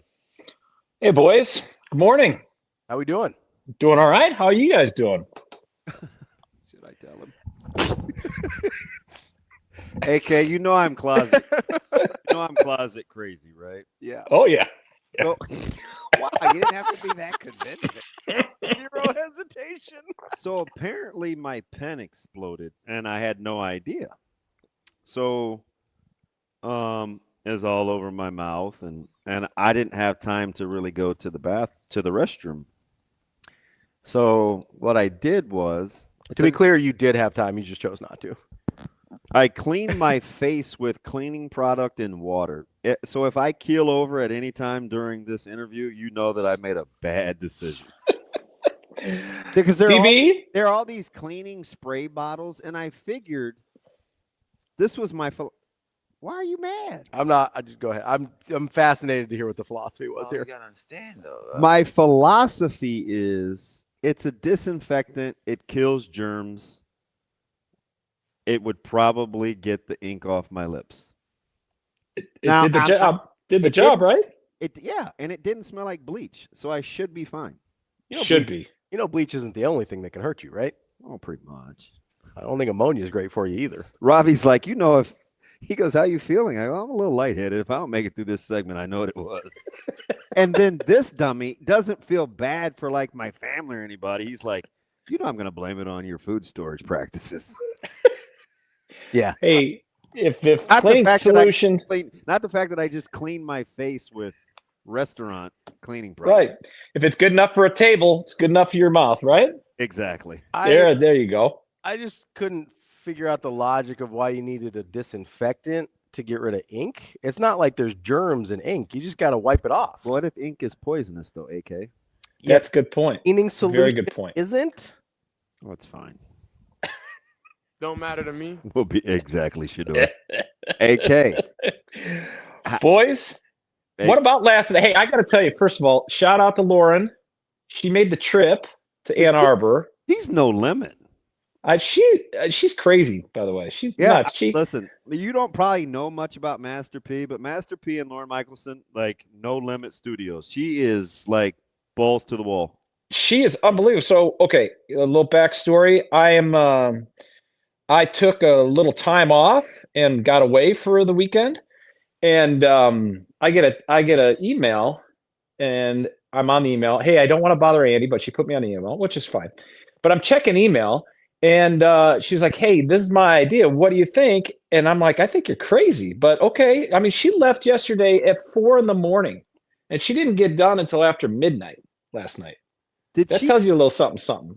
Did she tell you about the story she was chasing with the Chiefs and Mahomes? Like, yeah.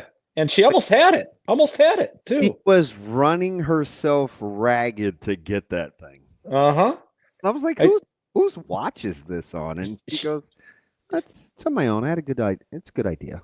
Yeah. She's a bulldog, and honestly, it's. Here's the thing. So we talk amongst media types in the city, and one of the things that made it challenging is that she wasn't allowed to shoot the actual game because Michigan doesn't allow like this. It just seems they're very strange, right? I mean, this is just like we just take it for granted how much media access we get in Nebraska. Yep. I mean, not just for men, but for women too. So we're allowed to shoot baseline. We each get spots on the baseline, et cetera. Yeah, Michigan, no. You can't even, not even the locals are allowed to shoot up there. They gatekeep like no other. Right. And so that actually is a deterrent for most television stations. Like, well, why are we going to send a person to, go cover the game if you can't shoot the game? Right. And you're most likely, more times than not, going to get some kind of post game, handout post game, as we call it, quote unquote. And Lauren's, no. She was like, no, I'm still up for it. I'm still going. I'm like, okay, if you want to do this, this is great. So I thought it was worth it, especially when we saw a little bit of the drama. If you watched the pregame stuff because of the rink mask story, I mean, he was out warming up before the game, and you're like, okay, well, maybe he will play after he showed up on the injury report. So I think that was out there beneficial. Wilted lettuce. I was like, what? Yeah. yeah, he did. And then of course they misidentified him. How about that? For a top five showdown, and that, I mean, I get it. NBC is stretched, with their, all their production people, but whoo, that was a challenging broadcast. I am not, believe you me, it is a hard to TV. You guys know producing games. How about Minnesota? Like you scrambled and had to piece something together last millisecond. Yep. It's fair for you to criticize when you have time to actually plan. Oh, I don't know, man.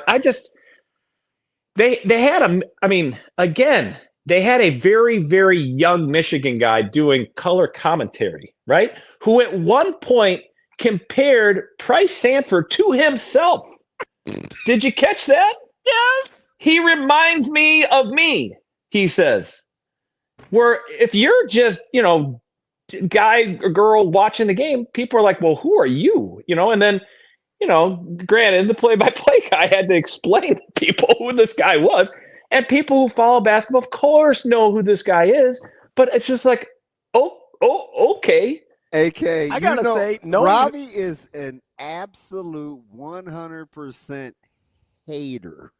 So when you just dropped the Stauskas thing in our basketball group chat, he was so bad. He was getting murdered from the jump. So the minute you went in, Ravi's like, "Yep, here I go." Go ahead, Ravi. It was bad. Ravi, I'm not. It was terrible, wasn't it? Horrifying. Listen, and I gotta tell you, knowing who Nick Stauskas is didn't make it any better. Didn't help at all. It was one of the worst broadcasts I've heard in some time. And it's not like this snuck up on you. Michigan has been good all year.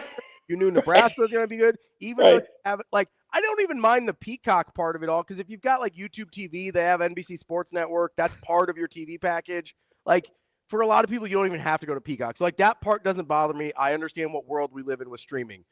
But if you're going to pay for TV rights, pay for announcers that have any idea what they're doing. Because I'm going to be honest with you, and maybe this is just me being a jerk. That's your fault, Andy. Yeah, I'm sorry. Open the door is ajar. A couple years ago, John Bishop just pulled me off the street, and I did 2 games for Creighton in the middle of the season. It's not that hard. Yeah. If you do this for any sort of living, and maybe the problem is they look around and they're like, well, we have to get a former Big Ten player. It's like, how about you get somebody that's able to talk into a microphone coherently? That's all I'm asking for. I don't think anybody would have been worse off if that game was done by someone who just talks professionally as opposed to a former Big Ten basketball player. Well, I'm very sensitive. I'm saying, okay, is it because I cover Nebraska that I'm approaching this like this? And then I got a text from a friend of mine who has nothing to do with Nebraska or Michigan, who says, "Oh boy, are you listening to this?" I was like, yeah, of course I am. And it's favorite part, Andy. Sorry, not to cut you off. No, go. It's your stage. Keep going. Take a second to tell you guys, my lips are kind of burning, and I'm a little lightheaded. I may leave you at any time. Carry on. I'm stunned. I gotta say, the other part that's frustrating here is they kept referencing one specific game, and it was pretty clear that was the only prep they had done. Mm-hmm. And that's the other part where it's like, listen, even if you don't have a great call, you can do the work ahead of time, right? You can prepare yourself in a way that even if you're not the smoothest on air, or you're like Nick Stauskas and you're new at this and whatever, you can at least be prepared. But when you keep going back to that Minnesota game, and did you see Minnesota? And it's like, yes, did you see anything besides Minnesota? That's my question.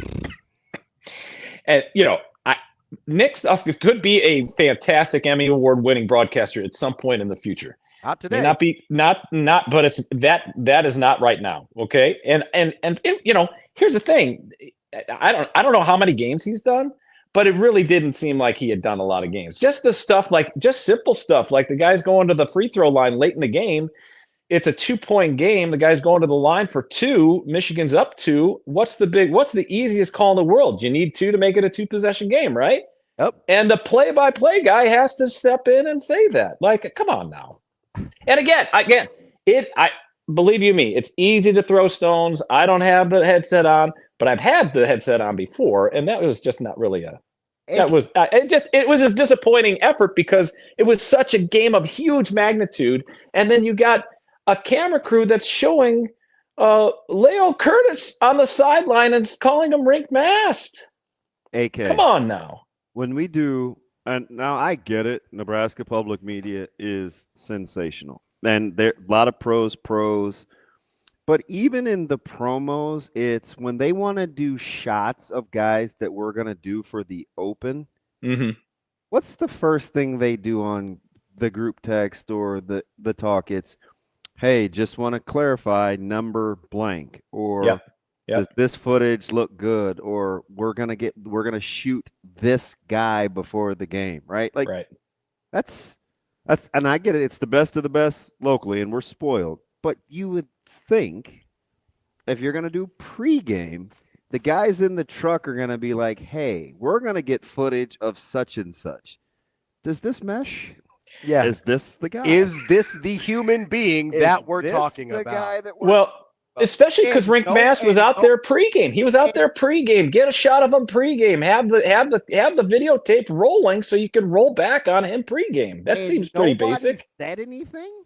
Nobody said, hey, and they didn't just go 0 for 1. They go 0 for 2, and they did it twice, and it was on Leo Curtis for so long. It felt like watching when you lay the graphic. Oh my god! Under the wrong guy. It wasn't like they went to him and they're like wrong guy and clicked out of it. No. They were like, we nailed this. It's funny because the first time I got the sense that somebody was like, I don't know if that's him. And then they kind of cut away. But the second time with the graphic, they're like, oh, yeah, there's my boy Rink, right? He's sick and he's sitting. And if he's sick, what's he doing on the bench, right? You want to get him away from everybody. You got another big game coming up. So, yeah, that just didn't make any sense.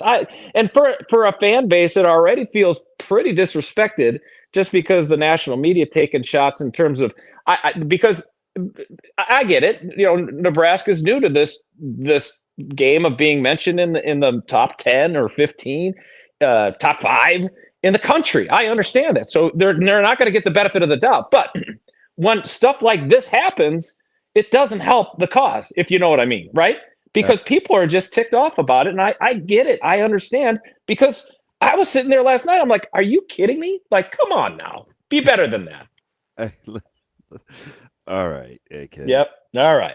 Easy from, Here's what I think part of it is. Hey, I'm sorry. Here's what I think part of it is. Again, this is Andy's fault. Yeah, my bad. Here's what I think part of the frustration is. Absolutely, it's part of the national narrative and the feeling of disrespect. But there's a very practical part of this. If you're making me pay more to watch this game other than my already existing TV service, you can't give me that slop, right? Like, it's when they used to have those broadcasts on the exemption tournaments for college basketball on Flow TV, and you're like, what's happening right now? It feels like somebody's filming this with a cell phone in 2011. And if I'm paying, and you know what? Their visual is sensational. Way better now. Way better. 100%. The pictures are beautiful. It used to be very bad. They've gotten way better. Peacock, it is aesthetically pleasing. But if I'm paying extra, fine. You have to do better than that. If you're if that's part of the understanding of, hey, and I'll pay the subscription. It's a partnership now. Yeah, it's I'll pay the subscription fees and all. The Big Ten can't be happy with that. They can't be happy with how that went. AK, is this the first? And God, you know me so well. I hate the straw man or the victimhood or yeah they hate Nebraska or they do the schedules but it clearly was about one team being top 5 and the other almost seemingly needing to feel fortunate to be there. Yes. And the funny thing about that is, even with the production, because I think hook, line, and sinker, and even I'm guilty of this, so don't let me fool you. buying into the line of the game, the spread. Mm-hmm. At what point do you think they thought, "Oh, bleep, this is a really good basketball team"? Right, probably when Nebraska was up double digits, like right. And don't you think too? Through your notes, yeah. Don't you think too? Here's the thing. I do think the home court played into the play-by-play guy. I'm not bet. He's Paul Burmeister. He's a good, solid. We've actually done BTN. We've done games before. He is a solid guy. Former Iowa quarterback. The guy's a pro. But that just I think the fact that the game was at Michigan lended itself to the excitement of the call, because when Michigan started to come back, the crowd got into it. The call got a little more exciting. So you can't help if you are a Nebraska fan going, "Oh my God, these guys are so one-sided." But that's just part of home court and all that thing. The stuff that I have issues with is that everything, that definitely went off the Nebraska hand. That's going to be Michigan ball. And then after further review, the call's been reversed. It's Nebraska ball. Like, come on now. My favorite is I didn't see the foul. Yeah. So Mara literally goes Heisman on Kale Jacobson driving to the hoop. And he's like, it's in slow motion. And he goes, I'm going to be honest. I don't see the foul there. Might be something with the right hand, but no, I don't see the foul. Maybe. Maybe. The 7'3" guy going stiff arm on the guard driving to the hoop. Maybe something with the right hand. What are we doing? Oh, good. I'm glad I'm not the only one who saw that. But that's fun. God, man, it's good. AK. Next or no, I'm just gonna call you. But yeah, my next favorite thing to talk about that's not officiating is, of course, as you know, schedule talk. Yeah, two things that DB loves: mm-hmm. officiating and schedule talk. The whole rest of the week, DB. Let's do it. Can't wait. Bunch of hot takes, AK. Don't you dare miss it. I won't. I will not. All right, buddy. Entertaining as always. All right. Even when you're not going halvesies on a meal. Listen, I just hope your lips feel better. Dude, I'm kind of numb. That's it. Feeling a little clingy product-y right now. Andy KENDEIGH from KETV. We appreciate it, buddy. Thanks, boys. Got it. Mitch Sherman coming next on Hurrdat Sports Live. Just stay present.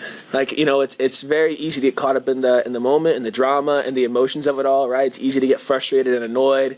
Who knows what's going on? Was he really hurt? Is his bell rung? Does he want to catch a break? Because I felt him getting tired. But at the end of the day, I just gotta stay locked into the moment. Prepare my body for the next however many minutes the match is going to be. Again, this is, there's a saying that this sport is, 90% physical and the other half of it's mental, right? It takes more than 100%. So I think just, staying mentally focused and locked into those big moments.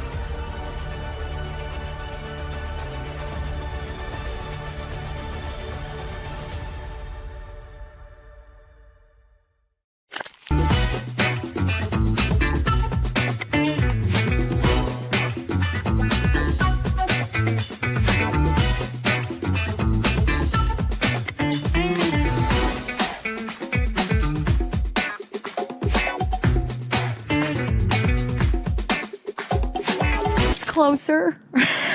It's closer. I mean, we're not there yet. I thought we had given up 2 offensive rebounds at halftime, and then they came out and got 10 offensive rebounds in the second half. And, part of that is we were changing some things to try to take Barry Wallace away, and now all of a sudden on some switches and things like that, we got a little, guards needing to box out their bigs, and we did not do a good job of that. And so there's plenty of room for growth to continue that. I mean, obviously, we know you can't rebound well for 20 minutes and win very many games in this league, only if you're doing a lot of other things right. But I think that this is a team, Illinois, coming in that was number 1 in the nation in the offense that they produced from the free throw line, and also one of the top teams in the league at taking care of the basketball. And today we forced 17 turnovers, and we also made more free throws than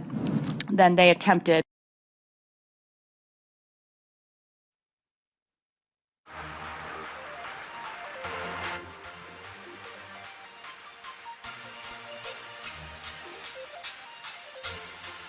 Welcome to Hurrdat Sports Live.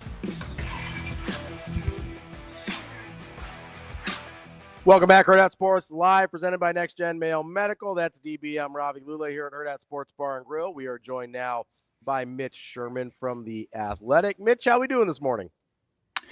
Doing well. How are you, Ravi and Damon? I'm doing great. DB's struggling a little bit. Just 1 second. He's having a heart. So I'll explain the situation here, Mitch. Yeah, please do. I'm curious now. DB was playing with a pen and it broke, and so it got all over his fingers and lips. And so I'm like, hey, bud, you got some stuff, and you should probably clean it off. Trying to be a good friend. I didn't want to be the guy that's like, hey, you got stuff in your teeth. Like, didn't tell him he had stuff. I think that happened to me once when I was in 3rd grade. And so he was trying to clean it off, and there's cleaning supplies around here because, they clean up the restaurant after people leave. And he sees a spray bottle that is unlabeled, by the way. He has no idea what's the spray bottle. And he's like, this will probably work. And goes spritz, spritz, and rubs it on his mouth. And now his lips are burning. Yeah. Because, Get some water. That's what he was doing with he's dunking his lips in water now to try and dilute whatever he put on his mouth. So that's where we're at this morning. I'm doing great. DB is struggling a little bit. Hi, Mitch. How we doing? Quite a situation there. I'm doing better than you. Yeah, I'm good. I'm just sticking to mainly coffee this morning. I'll maybe get to cleaning supplies later. Disinfectants. So here's the deal, Mitch. I'm hyper competitive, so I'm going to tough this thing out. But between you and our listeners, I'm miserable. I thought of you Saturday though at Westside because I'm nestled up there in the corner watching hoops. And I see our mutual buddy, and he came to talk to me. Yeah. The better Damon, came to sit with me, and he is beloved by that hoops team. Like he is absolute gem. He was with Grandpa, so it was cool. Yeah, he went with me and my son to the Nebraska game, the Nebraska-Washington game on Wednesday, and the boys almost got kicked out of Pinnacle Bank Arena because I had to, not because they did anything wrong. It was just the 3 of us because Damon's dad was out of town. So I took the 2 of them, and I told them on the way in, hey, we might just leave as soon as the game's over if it goes as planned because Nebraska's probably going to win and there's not going to be all that much for me to do. And also CJ Moore is here, my colleague at The Athletic, who just had a story that came out yesterday about Nebraska basketball. So as long as nothing newsy happens, we'll just get out of here as soon as the game's over. And then Braden Frager got hurt, so I had to go to the post-game press conference and get some comments from Hoiberg and work up a little article because Nebraska's a top 10 team. And if you have an injury to a key player, it's news, national news. And they had to hang out while I was doing the post-game media stuff. And it took Washington forever to get into the room. And then Coach Sprinkles came in and that didn't go super fast. Anyway, I was getting texts about how they were being asked to leave, and it was really cold out. So fortunately, the nice event staff at PBA let them hang out by the door while I finished up my work, and then we left. So on a similar but random note, I'm going to let him critique the recruitment of 2027 Hooper London data, because as you know, Damon is very in tune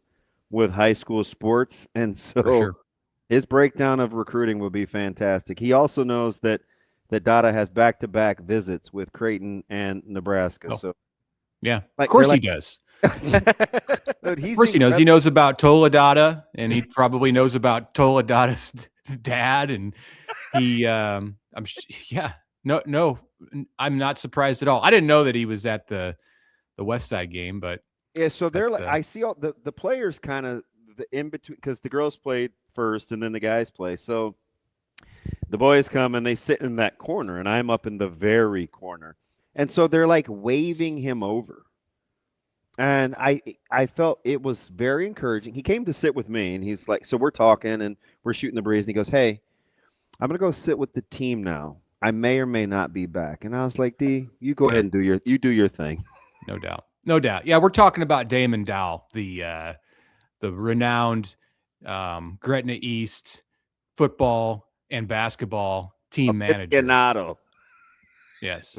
Yeah. Friend of Fred Hoiberg, friend of Matt Rule, friend of Danny Kalin, whoever it is. You know, he's a man of many talents. My neighbor. Right. Go ahead, Mitch. As you, I don't think we haven't talked to you since the Trae Taylor, Ellis thing, have we? I don't think so. No. So Mitch had some funny. Back when my Twitter was working, Mitch, you were extremely.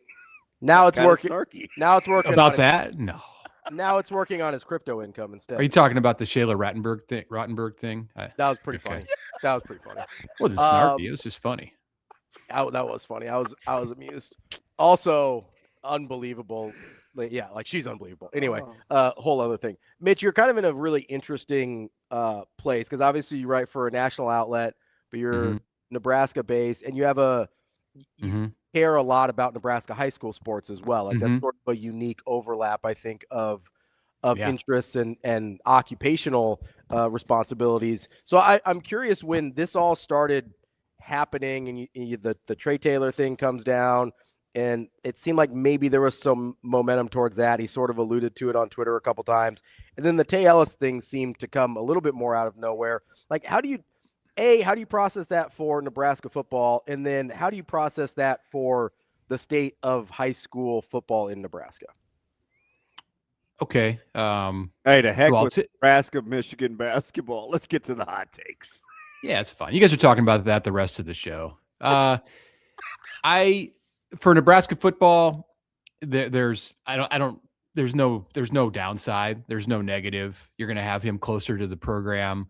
You're going to start to get him involved ahead of the 2027 calendar year, when he's going to be a very important person to the program. You don't know right now what the quarterback picture is going to look like that year, but I do think that Trae Taylor, as a true freshman, will be involved in the fact that he's going to have a lot more time to be able to spend near the Nebraska program in the non-dead periods that he's in Lincoln. So people have to understand, like, he's not going to be able to be around the Huskers for most of July, all of July and August, because those are dead periods. So he can be around in June, and then during the season, and when the season starts on September 5th. And that's I think he is going to spend a lot of time there. It's great. It's great for Nebraska football. It's great for him. It just gives him a jump start without his eligibility clock beginning. So that's pretty cut and dry. With the high school scene, it just depends on how Trae handles everything. And I think he's going to do fine. I talked to him on Saturday, and it's funny you bring that up, Ravi, about me being in a weird position, because I was going to write something about it. And, really the only thing that was ultra compelling to me was the hyper local Nebraska high school angle. And, that's not necessarily playing to our audience at The Athletic. I do think there's some people who care about it, who read my stuff, and I'm happy to talk about it here or on my podcast. But yeah, it puts him in a weird position for sure, because he's like the poster boy now for what a lot of people see as something that's just not quite right about high school sports and Nebraska high school sports in particular, where you just have the amount of mobility that exists among players, and it's allowed, and you can argue whether it should be or shouldn't be, and that's a different discussion. I think the thing for Trae is he's not really going to embrace that. He's just going to do what he's going to do and be a quarterback there and be a team player for a few months from July through sometime in November, and that's basically it. So, I don't think he's going to. People are going to say what they're going to say when they go to watch Millard South, and it's going to be a different experience for him, because as a Nebraska recruit, you're generally beloved around the state, and as a Millard South quarterback who moved from Chicago, that's not really going to be the case for him in some venues that he goes to. So, but I think he'll handle it well. I mean, it's important to remember that he's 17, and he's just playing within the system. He's a product of the system that exists at high school and college sports right now. And in a lot of ways, it's a messed up system. So I think people should keep that in mind when they watch him. And he'll I'm interested to see the schedules, and I know those are coming out fairly soon. And I think it's going to be better than last year. What was that, Damon, about the schedules? First week in February. First, yeah. So right. So next week. All right, great. I hope that it looks different than what we've seen in recent years. All right. So Mitch, how about this? If there's some advantages potentially, do you think, in terms of, how Coach Rule always talks about this certain degree of pressure that comes with in-state recruits, where they're constantly critiqued before they get to campus, the questions once you're on campus, right? Most recently, I think Carter Nelson is really trying to balance that. You think Trae and Tay get some practice in terms of dealing with how they will be critiqued every week, right? Because if it doesn't look a certain way, or if it does look a certain way, there'll be like these opinions.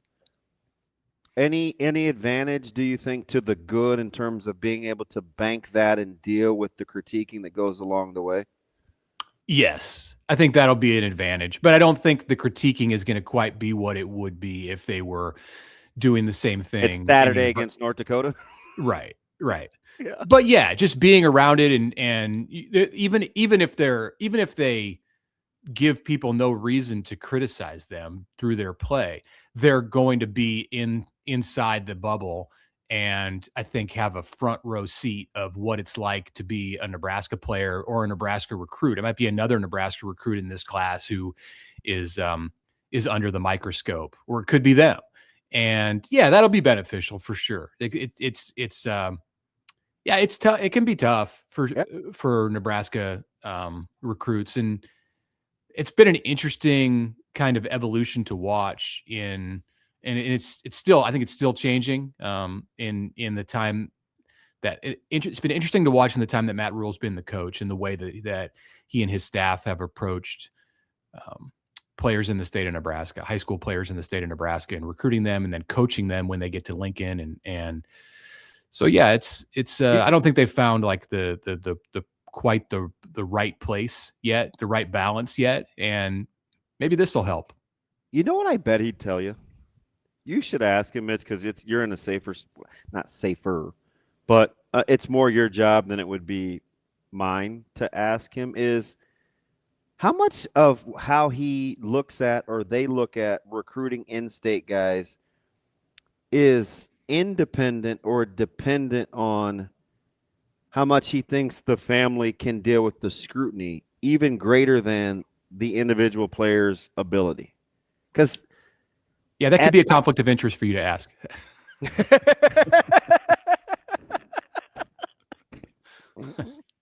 And people wonder why we get along. Fair point. Yes, that's a fair point, right? Like, because I think you have to be built a certain way from a family structure.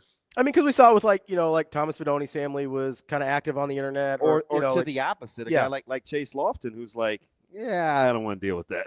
I want to go someplace else, right? Like you heard Banderas legendarily talk about growing up in Lincoln, then playing. Like it's just a different beast.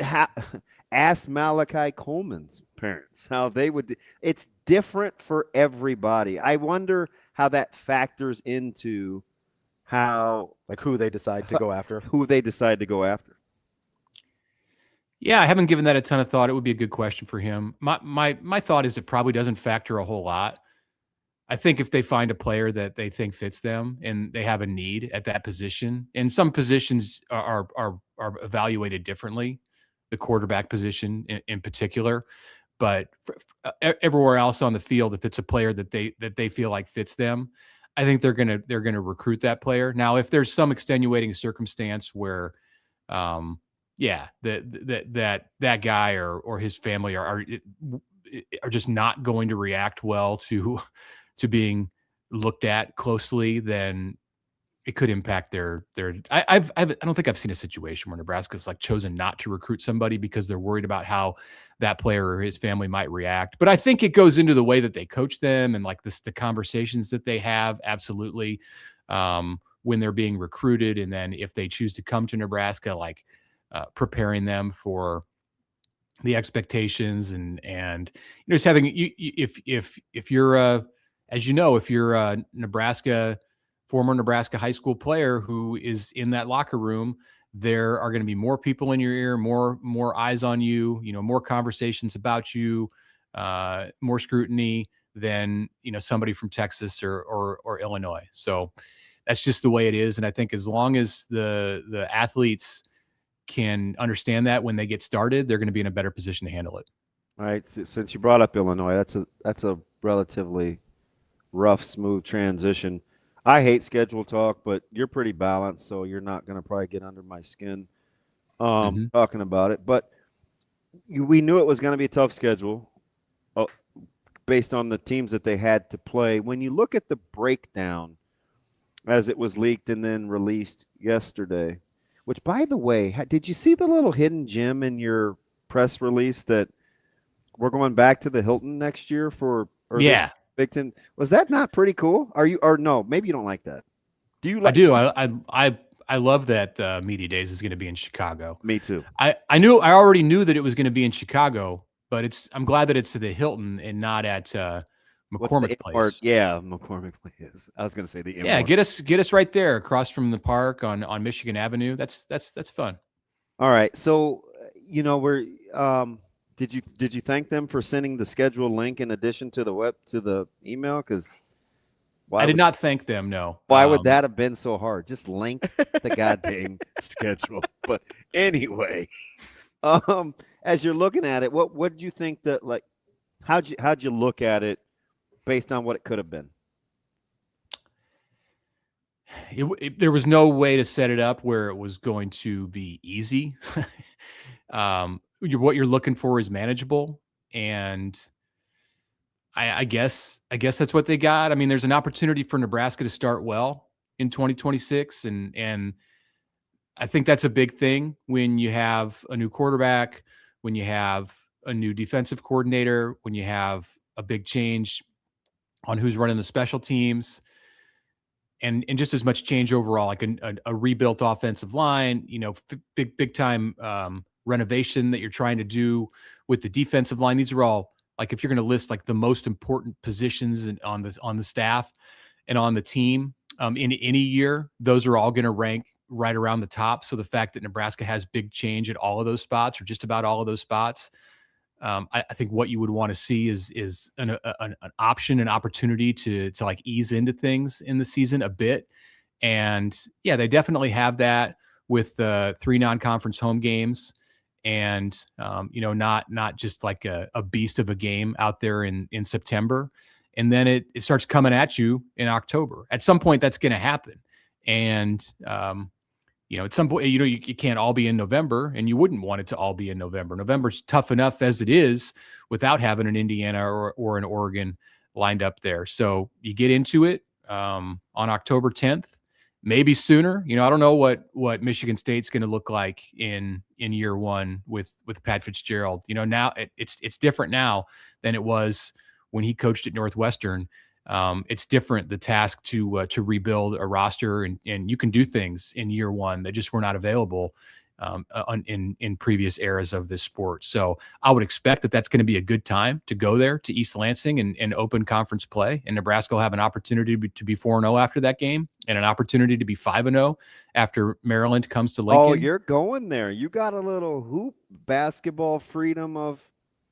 Why not? To dream. Why not? I mean, you can dream. You can look at it and if Ohio State was, we're so traumatized with football fans. Well, you better win week one. If you don't win week one, the whole rest of the season is. Well, so my thought on that is I don't need to be worried about it. I don't think that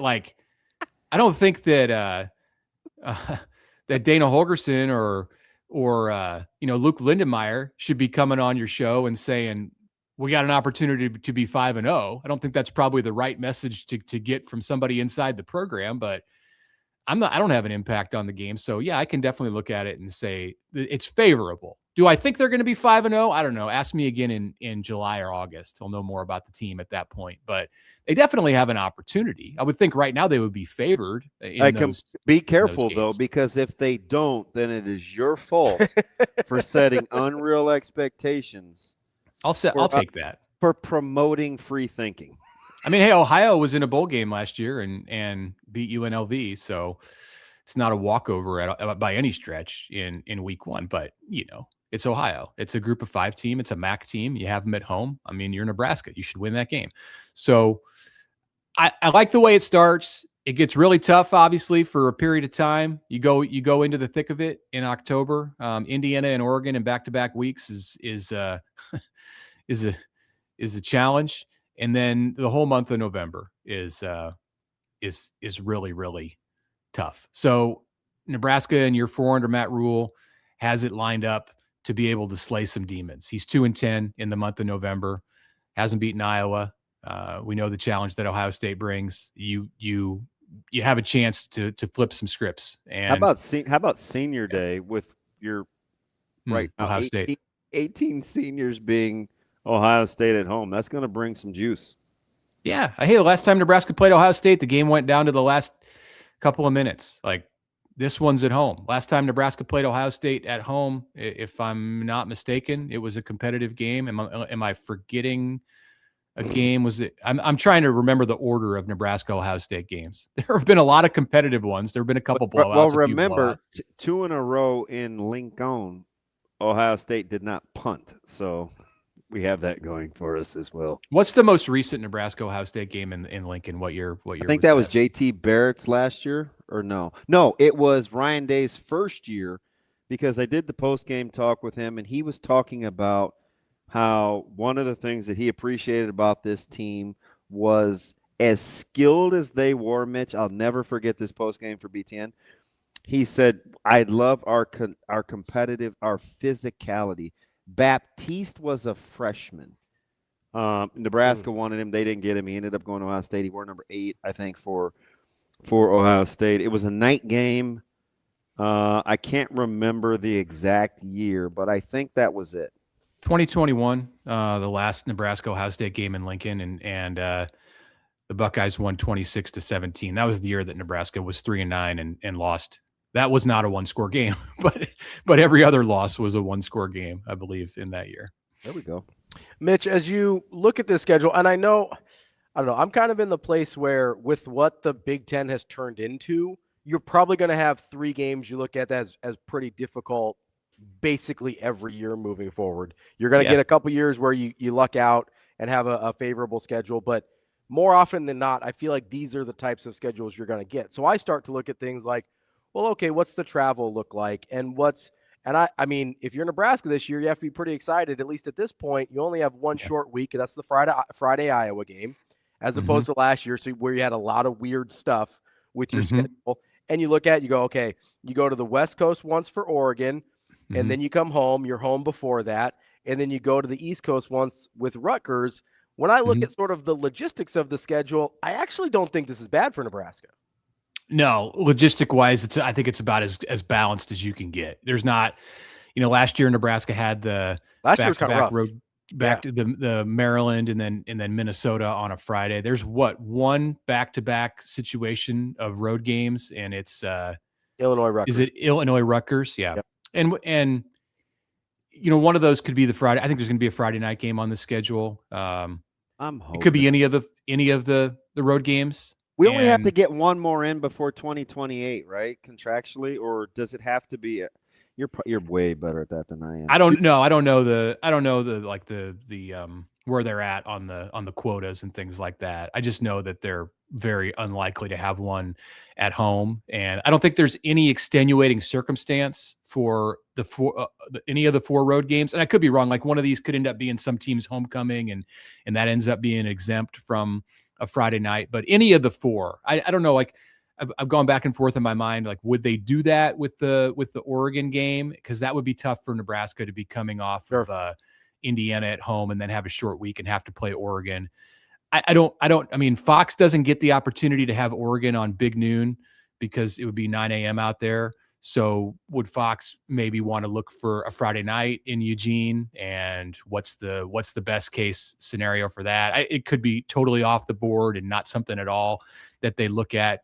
I think the September 25th Friday night at Michigan State. I mean, right now it's the 26th, but that one it looks interesting to me because you can build it around Fitzgerald and his return to Big Ten play. The Spartans do have Notre Dame on the road the week before that, so they might not be too thrilled about that game. So it's going to be one of them, and that could mess up what we're talking about here with logistics looking good right now. But they do, yeah. There's not a big old mess out there anywhere with travel and such, and I think that stuff's overblown. I just do because of how they travel and it's not like me, hopping 2 planes and having layovers and delays and stuff like that. Like they do fine. Yeah, I heard a lot of crying and hand wringing about the November schedule, and you just referenced Rule's record in November. I was trying to convince BC because unfortunately, I think for fans, coaches have to be optimistic and actually try to coach, as do players, right? They're not gonna resign themselves to, oh shoot, we're not good in November. Yeah. If I'm gonna play a certain way, and I want to be physical, and I'm trying to build up front. Like, you don't mind Illinois, Rutgers, Ohio State at home, Iowa, right? Iowa's going to be Iowa regardless. Doesn't matter where you play it. It's going to be played a certain way. And you knew that game. Yeah, right? Was there. You get Ohio State at home. Okay, I've got to go on the road. Are Champaign and, like, are those terrible places to go if I want to do something stylistically? I don't think so. No, and Nebraska's had it the other way around in the last couple of years, going to USC and UCLA in November, and that's kind of nice because it gets you out of the gray, cold kind of football for the entire month. So you're probably going to have that now going to Illinois and Rutgers. I mean, who knows? It could be 65 degrees on November 7th. I don't even know who's taking snaps for Rutgers for me to get my undies in a bunch. You know what I mean? Yeah. Right. Illinois is replacing their whole football team. So, I don't know. Yeah, right. It's if you're going to play road games and you're going to in the month of November, those 2, not counting Iowa because like we said, we knew that was there. Those 2 at the start of the month, yeah, it's fine. Like I don't think there's a lot to complain about. All right, let me get you out of here on this. At least for me, I don't want to speak for my ding dong partner here. How important is it, or how much attention were you paying to what happened with Mensa? They apparently have come to an agreement. The Damon Williams deal. I've got both eyes on what happens with Chase Mason at SDSU. We saw what happened with Chambliss. for what you really do with the athletic, with the tough, hard hitting kind of nitty gritty stuff, which you're not afraid to delve into. How close are you looking at what's happening with these quarterbacks and the eligibility situation for the grand scheme of things of football?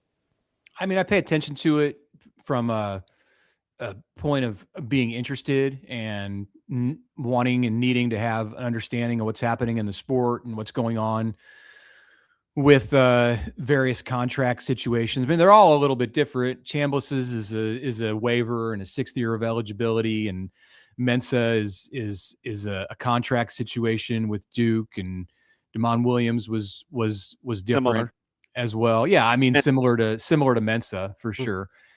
The Chase Mason Chambliss thing, Mm-hmm. because I quietly, like, Mason's an NFL quarterback, draftable at SDSU. So, like, I'm very curious to see how the governing body looks at, were you denied 2 years? Was it an like, the verbiage is fascinating to me, with what kind of cases people will want to make about whether they were denied the opportunity, especially as I look at college basketball, which was right. Yeah, I don't know how long-term the NCAA is going to keep players from staying in school as long as they want. As long as they want. It's going to have to come. That's why Pavia scared me. The injunction. Yeah, it's going to have to come from somewhere else. And there's not a correct way to say. There's no way to say, well, this is the answer, and they should look to Congress, or they should look to an independent governing body, or they should look to the individual conferences to legislate. Like, none of those options are without serious potential flaws. So, but I also don't think that giving all of the power to the NCAA and letting them decide seemingly arbitrarily, especially when you start to compare it between sports. I mean, we're not even talking about. There's so many things we're not talking about in this conversation where they treat sports differently, like football gets treated differently than basketball or volleyball. Yeah, can you imagine a guy going undrafted in football or playing in USFL or something, and then coming back to college? And yeah, I mean, can you imagine a football NIL opportunity? Yeah, right. Can you imagine a football player playing one snap in a game and losing that year of eligibility? I mean, every other sport, that's the way it is. But it's not in football. And now they want to have up to 9 games you can play in and still retain your season. It's everything. There just isn't an even playing field for really anything, and that applies also to these different situations with the quarterbacks that we're talking about here. So I just try to keep an eye on them, and you can try to compare and contrast, but I don't think that gets you anywhere, because you can't look at Damon Williams' situation or Trinidad Chambliss' situation and say, okay, this is how they ruled on that, and this is what's going on with that guy, so I'm going to try to apply it to this other situation. Like, if a situation were to come up at Nebraska here a year from now, I'm not pointing. You don't know. You don't think? You don't foresee precedent being a thing? It hasn't been yet. They're all ruled on differently. They all seem to be independent of each other, which is part of the frustration, right? Absolutely, yeah. Like, at least give us some uniformity in football, and then try to give some uniformity between sports. But they're so far from that yeah, I don't try to draw any big conclusions. It's just all of them. I mean, the Ole Miss Clemson case, to me, has been one of the most intriguing. Is so fascinating, because Sweeney, Mitch, is not going to go away. Yeah, and he's just an example of a coach he took it into his own hands. He took the situation into his own hands. He's like, nobody else can make a difference here. Like, the governing body is not making a difference with threats of so he's like, I'm just going to take measures into my own hands. And I don't even necessarily think that he expects they may try to make an example out of Ole Miss, and that's secondary, I think, in Sweeney's mind. I think his thought here is I have to defend myself and defend my program. And the best way that I can do that is to try to embarrass somebody else. Because if Clemson gets back in that situation where a player transfers in, or there's a player on their roster and they're signed and they're in school and they start getting hounded by another program, at least the other program is going to think twice about how far it goes, because it can see what Dabo did here in calling them out, and they maybe don't even want to be a part of that, whether they're likely to get punished or not. And I think that's as good of an answer as anything else. Like, other coaches can follow his lead and just say, okay, well, if we're going to start naming names, let's just do it that way, and we'll put out a list. We'll have a press conference. Could you imagine Matt Rule having a press conference and like naming all of the schools and all the coaches that tampered with his players? Like, I mean, maybe that's where we'll be. They run in a and year or tell. so. I mean, like they literally run and tell, Mitch. It's like, hey, look, you know what I mean? It's like, it's not like they don't have evidence. Well, and sometimes other coaches come to you and tell you when your players are shopping their own services. So that's fun too. Or you get calls from coaches from other schools after the bowl game based on how it looks. Like, it is fascinating, Mitch. It's a free for all. The last one, promise. Thanks for your time, Mitch. Fine. Do you want to fix it, or are you just gonna roll with it? I want to fix it. I want to have some kind of rules. Yeah, I want to have some kind of a system that everybody has to work within. Okay. Yeah. As long as because I hope we don't just concede. Right? We need good guys. Like, we need guys that'll ask questions and talk about it and come out with stuff to read that's provokes thought. Because I just don't want people. What I'm afraid of is people will throw their hands up, and I don't want to do that. Yeah, I don't think we're that far from that. I think there's a lot of that already goes on. There's a lot of it where it's very tempting. Then I'm cheering for Dabo. It's right. It's very tempting to just say, what's the point? What's the point in even complaining? Like, teams are going to do what they're going to do anyway. And you got Mitch Sherman, Mike Gundy in you. Those were his infamous last. Yeah, right. Or before the Oregon game. Yeah. It's a good thing I'm not in charge of a Power 4 program. Mitch, appreciate. I'll still put up the good fight and try to point out the inadequacies and hypocrisies, but I don't know. Somebody's got to step up. Somebody somewhere in leadership positions at the conferences or somewhere has to step up and get people on board. And it's hard to see the path to that at this moment. That's Mitch Sherman from The Athletic. Appreciate the time as always, Mitch. Good stuff. All right. Thanks, guys. Mitch, remember Gundy started with in the offseason, what are you going to do? Like, what? He clearly threw the towel in a while ago. Yeah, he had started this deal. Like which is kind of funny because he's like, it's a joke. If the big money people at Oklahoma State had continued to have his back, I bet he'd feel a lot differently about the state of college football. Yeah. And I don't think Clemson, we joke about them quietly shopping Sweeney. At least I did. I mean, I think he was shopping himself, but I think they ought to ride with him here. So, because he's the best advocate, because he clearly, he loves he clearly ain't going anywhere. Sneakily, one of the best things that happened.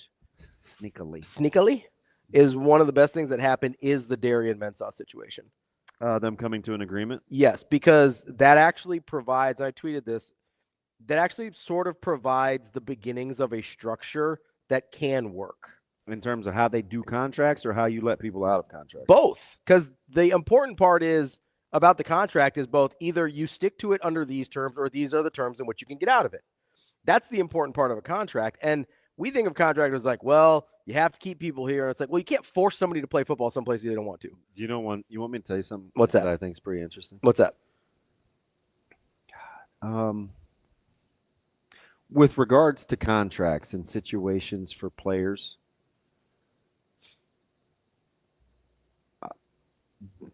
Would you appreciate a school more if, to alleviate the headache, they ate the money to get out of a contract?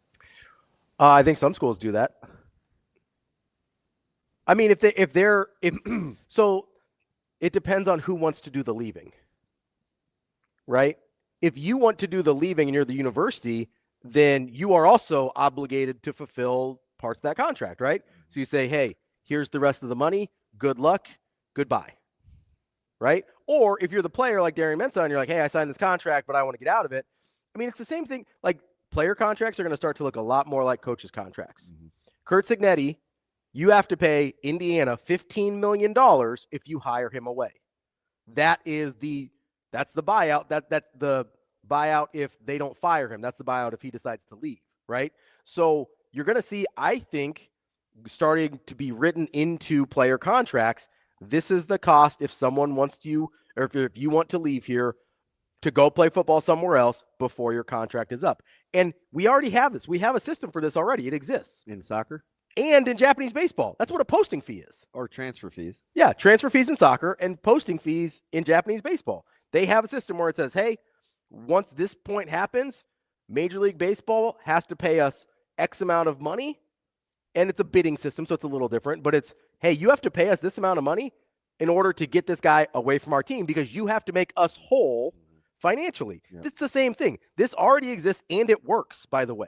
Transfer fees work. Posting fees work. So because and the eligibility is a different thing. But here's the dirty little secret about the NCAA. Every rule they've made about players for the past 100 years is illegal. All of them. Well, it's primarily because it's reactionary.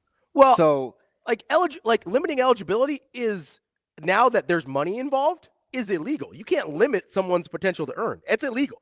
So unless you get unionized and collectively bargained and you get an antitrust exemption from the government, it's illegal. So you have to do it contractually where the player bargains for themselves and agrees to the terms. So if you can do that on an individual basis, then you can avoid having to go through government channels to get your exemptions and all those things. Let me ask you something. Yeah. But the eligibility part's still a problem, but go ahead. With the turnover of the every 3 to 4 to 1 to 2 years. To 7 for some people, but yeah. Who collectively bargains for the greater good of the future in college athletics? So you would have to put together, like, would I trust? Yeah. Let's say Will Shields collectively bargaining for me a couple of years ahead of time. That's the analogy. Right. Yeah. And honestly, it doesn't matter if you trust him. That's the only option you have. You understand the degree of difficulty with the CBA. I 100% do. Okay. That's why we see lockouts and strikes. And even when there's so much money on the table, that's why we still see that in professional sports when they've got most of the structure in place already. Shane, I know this is going to stretch you, but we had a run of like super hard-hitting guests. It started with Harvey Perlman. Like Stretch Armstrong? Yes. Numbnuts. Remember we had old HP in studio in our former life. And Yep. then we talked. He was good. He was good. We talked antitrust laws with experts at the university and what CBA actually looks like. Do you roughly remember how many years ago that was? It was before the Shieldhouse. It was probably like 2017. It's 8 years ago. Okay. Roughly. Am I correct on that? I think you're right. Yeah. I think you're right. Wasn't Shieldhouse? It was Kane Coulter? Coulter. I said Shield. I get my light-skinned quarterbacks confused. It's all right. Big Ten, Illinois. Severe. State of Shieldhouse, Illinois. Coulter. Yeah. You're in the neighborhood. Well, I mean, whatever. You know Kane Coulter is Kenny Bell's boy. They grew up together. I believe it. A couple of higher level thinkers. Light-skinned brothers. That's what I was going to say. No, I think there is, you're right. By the way, Kane Coulter did KB and them. Oh, yeah, he knows. You're right. The complexity of this at this level, because there are way more entities and You're talking about 4. It's just so fluid. Yeah, well, you're talking about 4 to 5. Like, why would I trust But think about Corey Barney to represent Micah? Think about this for a second, though. You know what I mean? Yeah, no, I get it. But think about the average lifespan of an NFL player. It's actually not that different in terms of the turnover. But the thing about it is they have precedent. So they have guidelines in which they probably want to operate. Now, unless you're somebody bad like DeMaurice Smith or some of these guys that have been president of player unions, then sure, you know what not to do. For sure. But no, that's part of the challenge is you're starting from scratch, right? And you're starting from scratch with an entity that's literally been doing everything illegally for its entire existence. Yeah, I'm not going to operate on that premise because we're not afforded the luxury to go backwards, right? So when they're doing it, we're not as smart as we are in 2026.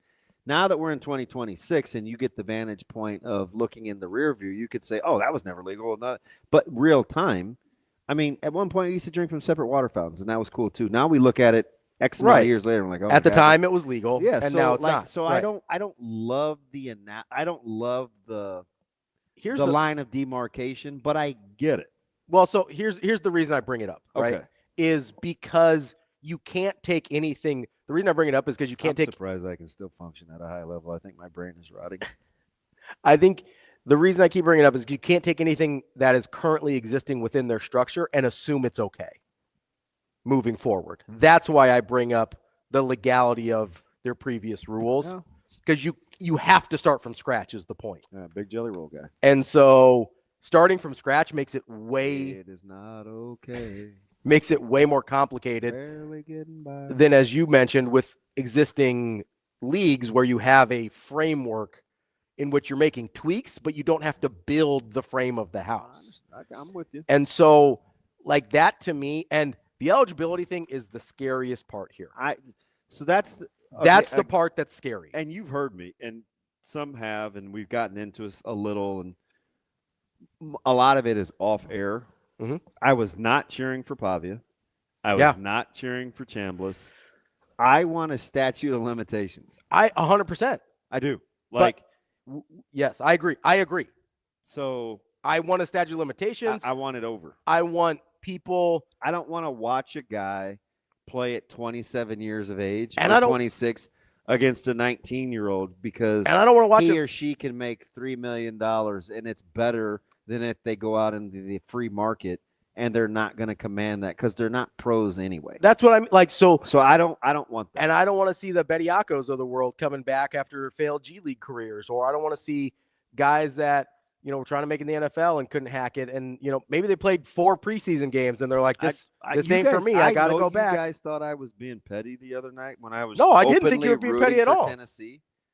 I don't want Bediako playing in college basketball. I want them to lose. And listen, if that means, and I hate Tennessee, if that means I lose the Fedor Zugiches of the world because of that, I'm okay. I didn't, but I said this.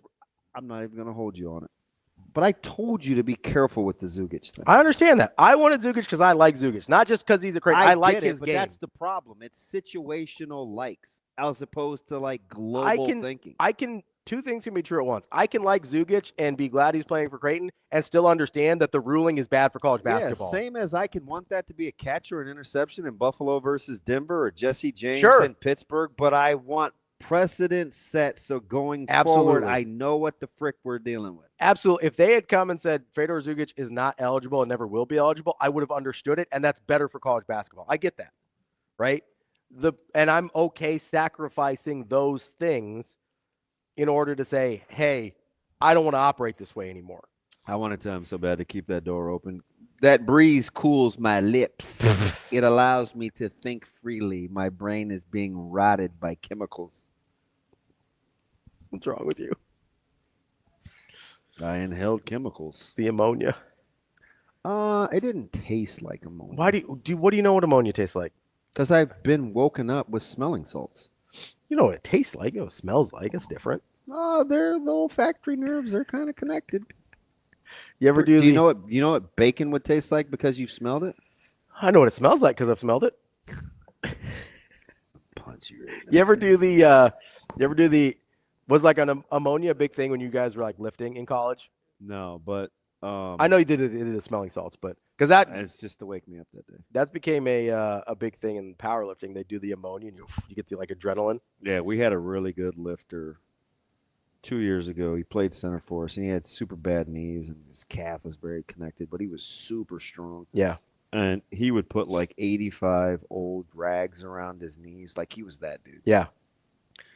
And he'd like snap these things off in the weight room, and I'm like, hey, bro, you're gonna have to stop doing that in public. Our other players think that's cool. You're crazy, so you do it, but we're not getting down with that. Not about that life. No. Not trying to do that. No. What did my man Suave say? He says when the smelling salts wake up, hits your tongue as well. So he feels you on that one. Thank you.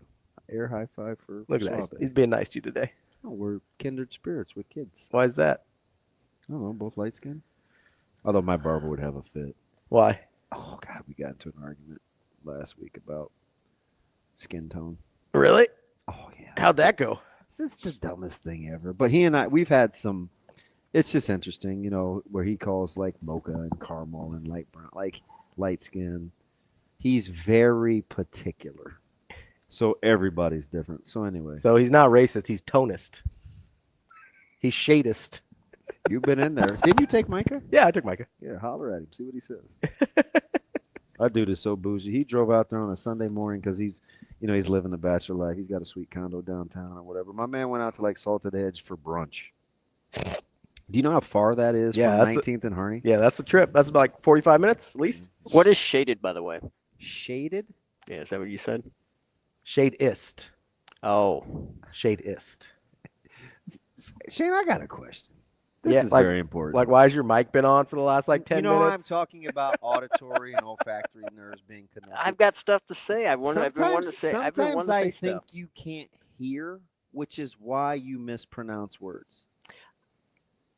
When I say picture and pitcher, do you hear two different things? Yes. Are you sure? Yes. Well, how come you can't say it? I could probably sing it. Look at this photograph. Picture this. When I say hamburger and hamburger, do you hear He was being 7 when he said that. Do you hear the same thing or different thing? I hear the same thing. Are you? No, I hear different things. Yeah.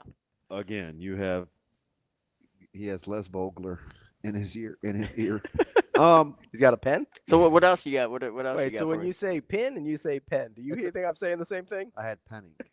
You did have pen ink. Pen. Is there a difference? I hate you. Well, yes, there is. If I had a pen, I'd have probably poked myself. But I had a pen, which You said that was the same. No, it's not the same thing. You just said the same. Say Pam or Pan? We're saying Pam or Pan here. We're not going to do this at the end of every show where we have meltdowns and just roast each other. Okay. Because I'll turn my mic off. I talked to him yesterday. He is hilarious. I'm a huge KC guy. I do think Shane had his mic on for like 10 minutes there. It's like I just heard the buzz in the background. We should talk to Kyle. Kyle is a big talk radio guy. Let's talk to Kyle.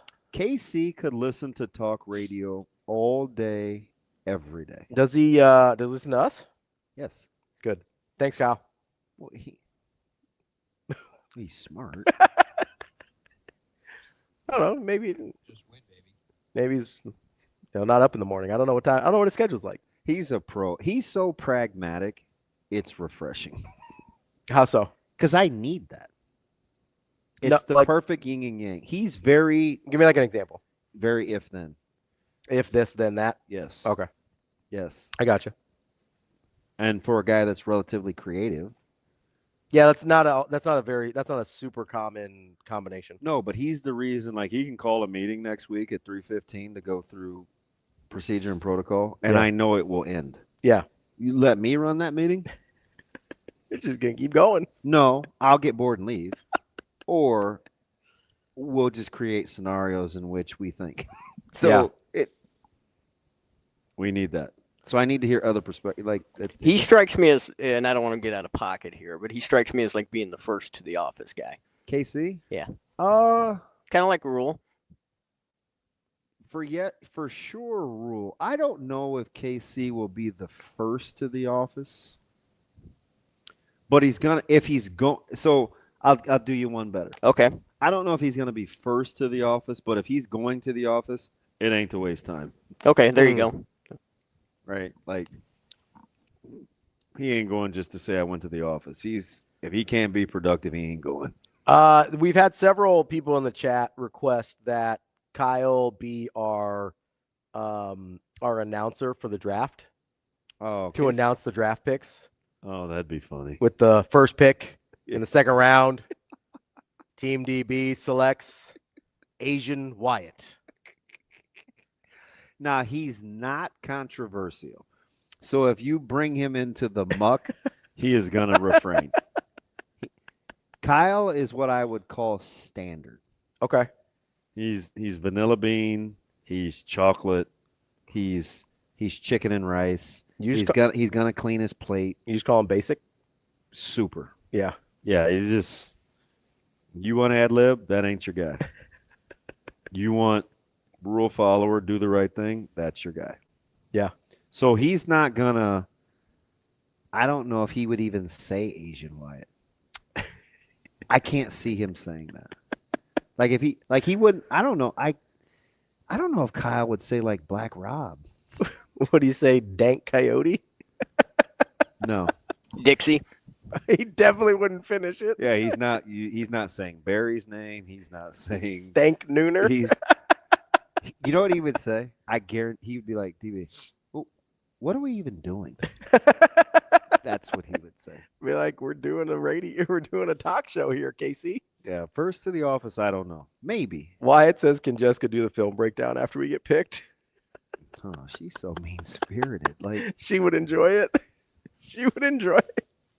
I'm just telling you, you guys love her. You better be careful. It's oh no, her and I have beef over Shane because she thinks I'm too mean to him. You guys better be careful. Like I think I'm the appropriate amount of mean to Shane. She can fend for herself just fine. So don't let the. Did you see how she did KC? Oh yeah. Do I still have that, Shane? You guys, you Jessica lovers. That's just Shane. That's just Shane. I sent it to you. Did I send it to the group text? I'm not sure if you.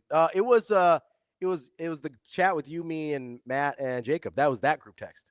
Okay, find that because send it to Shane. Send it to Shane. I'm gonna give you. God, we text too much.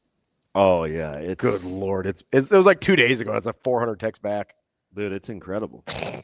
Like, I want you guys to see, and she's probably gonna be mad. No, she's not gonna be mad. I mean, it's kind of just who she is. But you mad? I'll give you both their personalities in like a 25-second. How is it that far back? Because we text. Is she making fun of me? So much. I know. Oh, I think I found it. That's the day she called. That's the day she called me a pissy baby. Is this the one? Is this? Yeah, I think I got it. Yeah, send it to Shane. Just play it in its entirety. Yep. I'm gonna scene set this for you guys. So this is Friday night. This is a duel. It's wrestling. Where am I looking for this at? DM? Where's the best place to send it? DM's fine. Okay. All right. So KC is in studio. Super chill. He's got his glasses on. He's freshly shaven. He's at the network. We got this fantastic studio.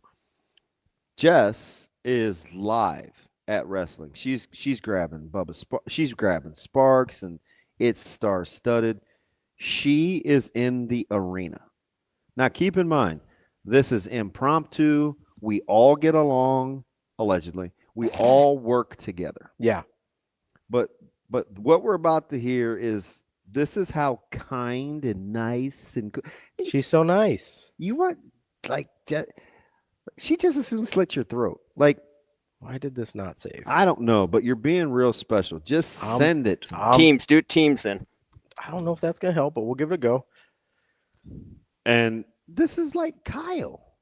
Like, which part? Oh, her talking to Kyle? He doesn't bother anybody. It was cold-blooded. It was a cold shot, man. And there was, for no reason, just absolutely no reason. Yeah. So when just an equal opportunity. If I have to watch you, I got you. finger hunt and peck, it Would was you- the funniest thing. Did you hit send? Yeah, it's in it. It's going to Shane right now. It was the funniest. It's on team, Shane. Non-funny thing that I had heard in quite some time. So let me reset this for you. Again, Kyle's in studio. He's doing Husker Sports Nightly. Jess had this brainchild. She's like, hey, for part of Husker Sports Nightly, I'm going to go live. I'm going to be at wrestling. Mm-hmm. We can cut in. I'm going to grab people. And she's stretching herself because she's, talented. So she's doing things on the fly. And KC is back in studio. So he kind of is just like we sometimes like to do. We're just messing with one another. Yeah. And she's like, so where it got away from him? You want to see a dead body? You know where it got away from him? Where? Is his barb at her came off a little whiny. Did it? Yeah. It's just his delivery. No, I He's know. not whining. No, I know he's not actually, but when she heard that, do you have it, Shane? I think so. All right, let's give it a go. It's being a little slow here, on bro. Sunday because you're getting all. Maybe we'll just. Let's talk about this. Let's talk about the fact that I was relegated to the studio in the dark dungeon as In it your looks scarf. on the camera right now. And you have such a beautiful backdrop. You're just with all the celebrities and the A-list media members in the corner. You got your own ring light, your own headset, and here I am stuffed in a locker in the corner of the studio. Let's just call a spade. And the reality of this situation is that you took the limelight today and you stuffed me in a locker. Well, listen, if you could talk wrestling, you could be out here. Fair enough. Fair enough. It was over. It was, but you can see how it comes off like a Time little. out. Play Shane. So you got to see. Just He's stopped him dead in his tracks. He's in studio. Well, she starts early with the scarf. Yeah, so she's Just subtly low dropped key. that She's in like, 'cause- yeah, and your scarf. Well, he's constantly cold. Well, yeah, and I know how some of those studios and places they get cold. This is I cold. hear ya. This is cold blooded. Shane, one more time.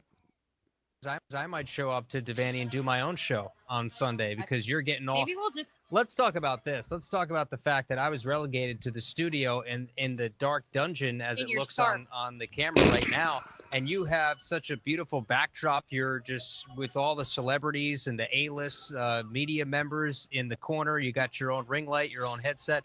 And here I am stuffed in a locker in the corner of the studio. Let's just call a spade. And the reality of this situation is that you took the limelight today and you stuffed me in a locker. Well, listen, if you could talk wrestling, you could be out here. Fair enough. Fair enough.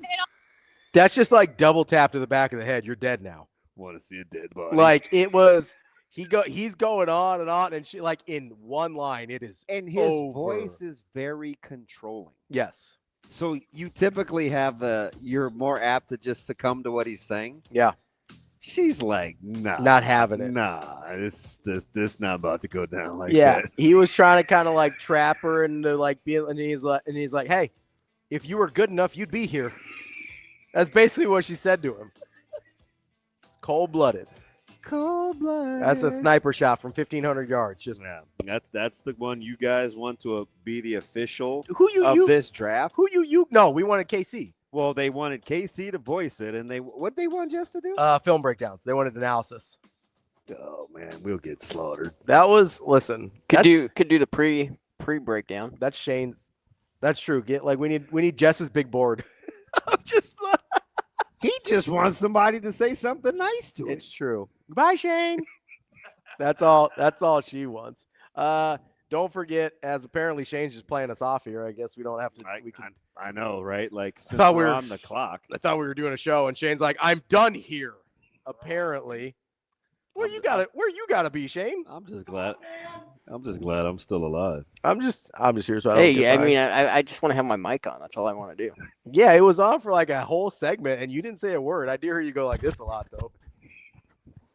What, like that? Yeah, that's how I knew it was on, because I heard the buzz, and I was like, maybe it's a little feedback. And then I hear, that's it. And I was like, not oh, even, that's not even necessary. Oh, it's Shane over there. He's probably eating one of his hamburgers.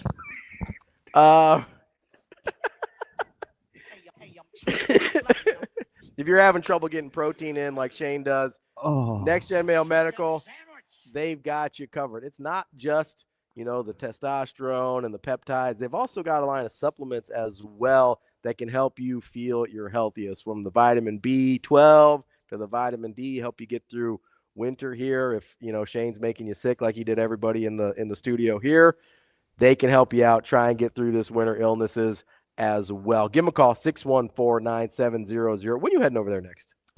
Thursday. Thursday? Tomorrow. Oh, so you're almost back on schedule. You got one more week and you'll be back on Wednesdays? They're so childish. They sent me the reminder. Hey, if you ever want to make it back to Wednesdays, you better start with coming on a Thursday. It's like, you guys got jokes. I know you're going to make fun of them. You also sometimes need the reminders. Like next time you get ink on your lips, I'm going to remind you, hey, don't use chemical solvents. But do call Next Gen Male Medical. It's nextgenmalemedicalclinic.com. It's not often I'm speechless. That was a pretty dumb decision. To schedule an appointment. I literally texted you during the Mitch interview to be like, hey, bro, you actually okay? I started when you kept dipping the lips in the cup. I was like, you all right, bud?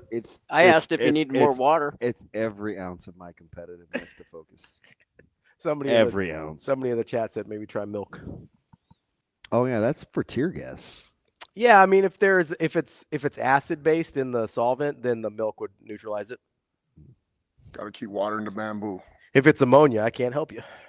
Didn't smell like ammonia. Knock it off. I'm just saying. At least it wasn't bleach, right? That's DB. I'm Ravi Lulla. Not complain about what you didn't get. We'll be back tomorrow on Hurrdat Sports Live. See you. Have a good day. Love you.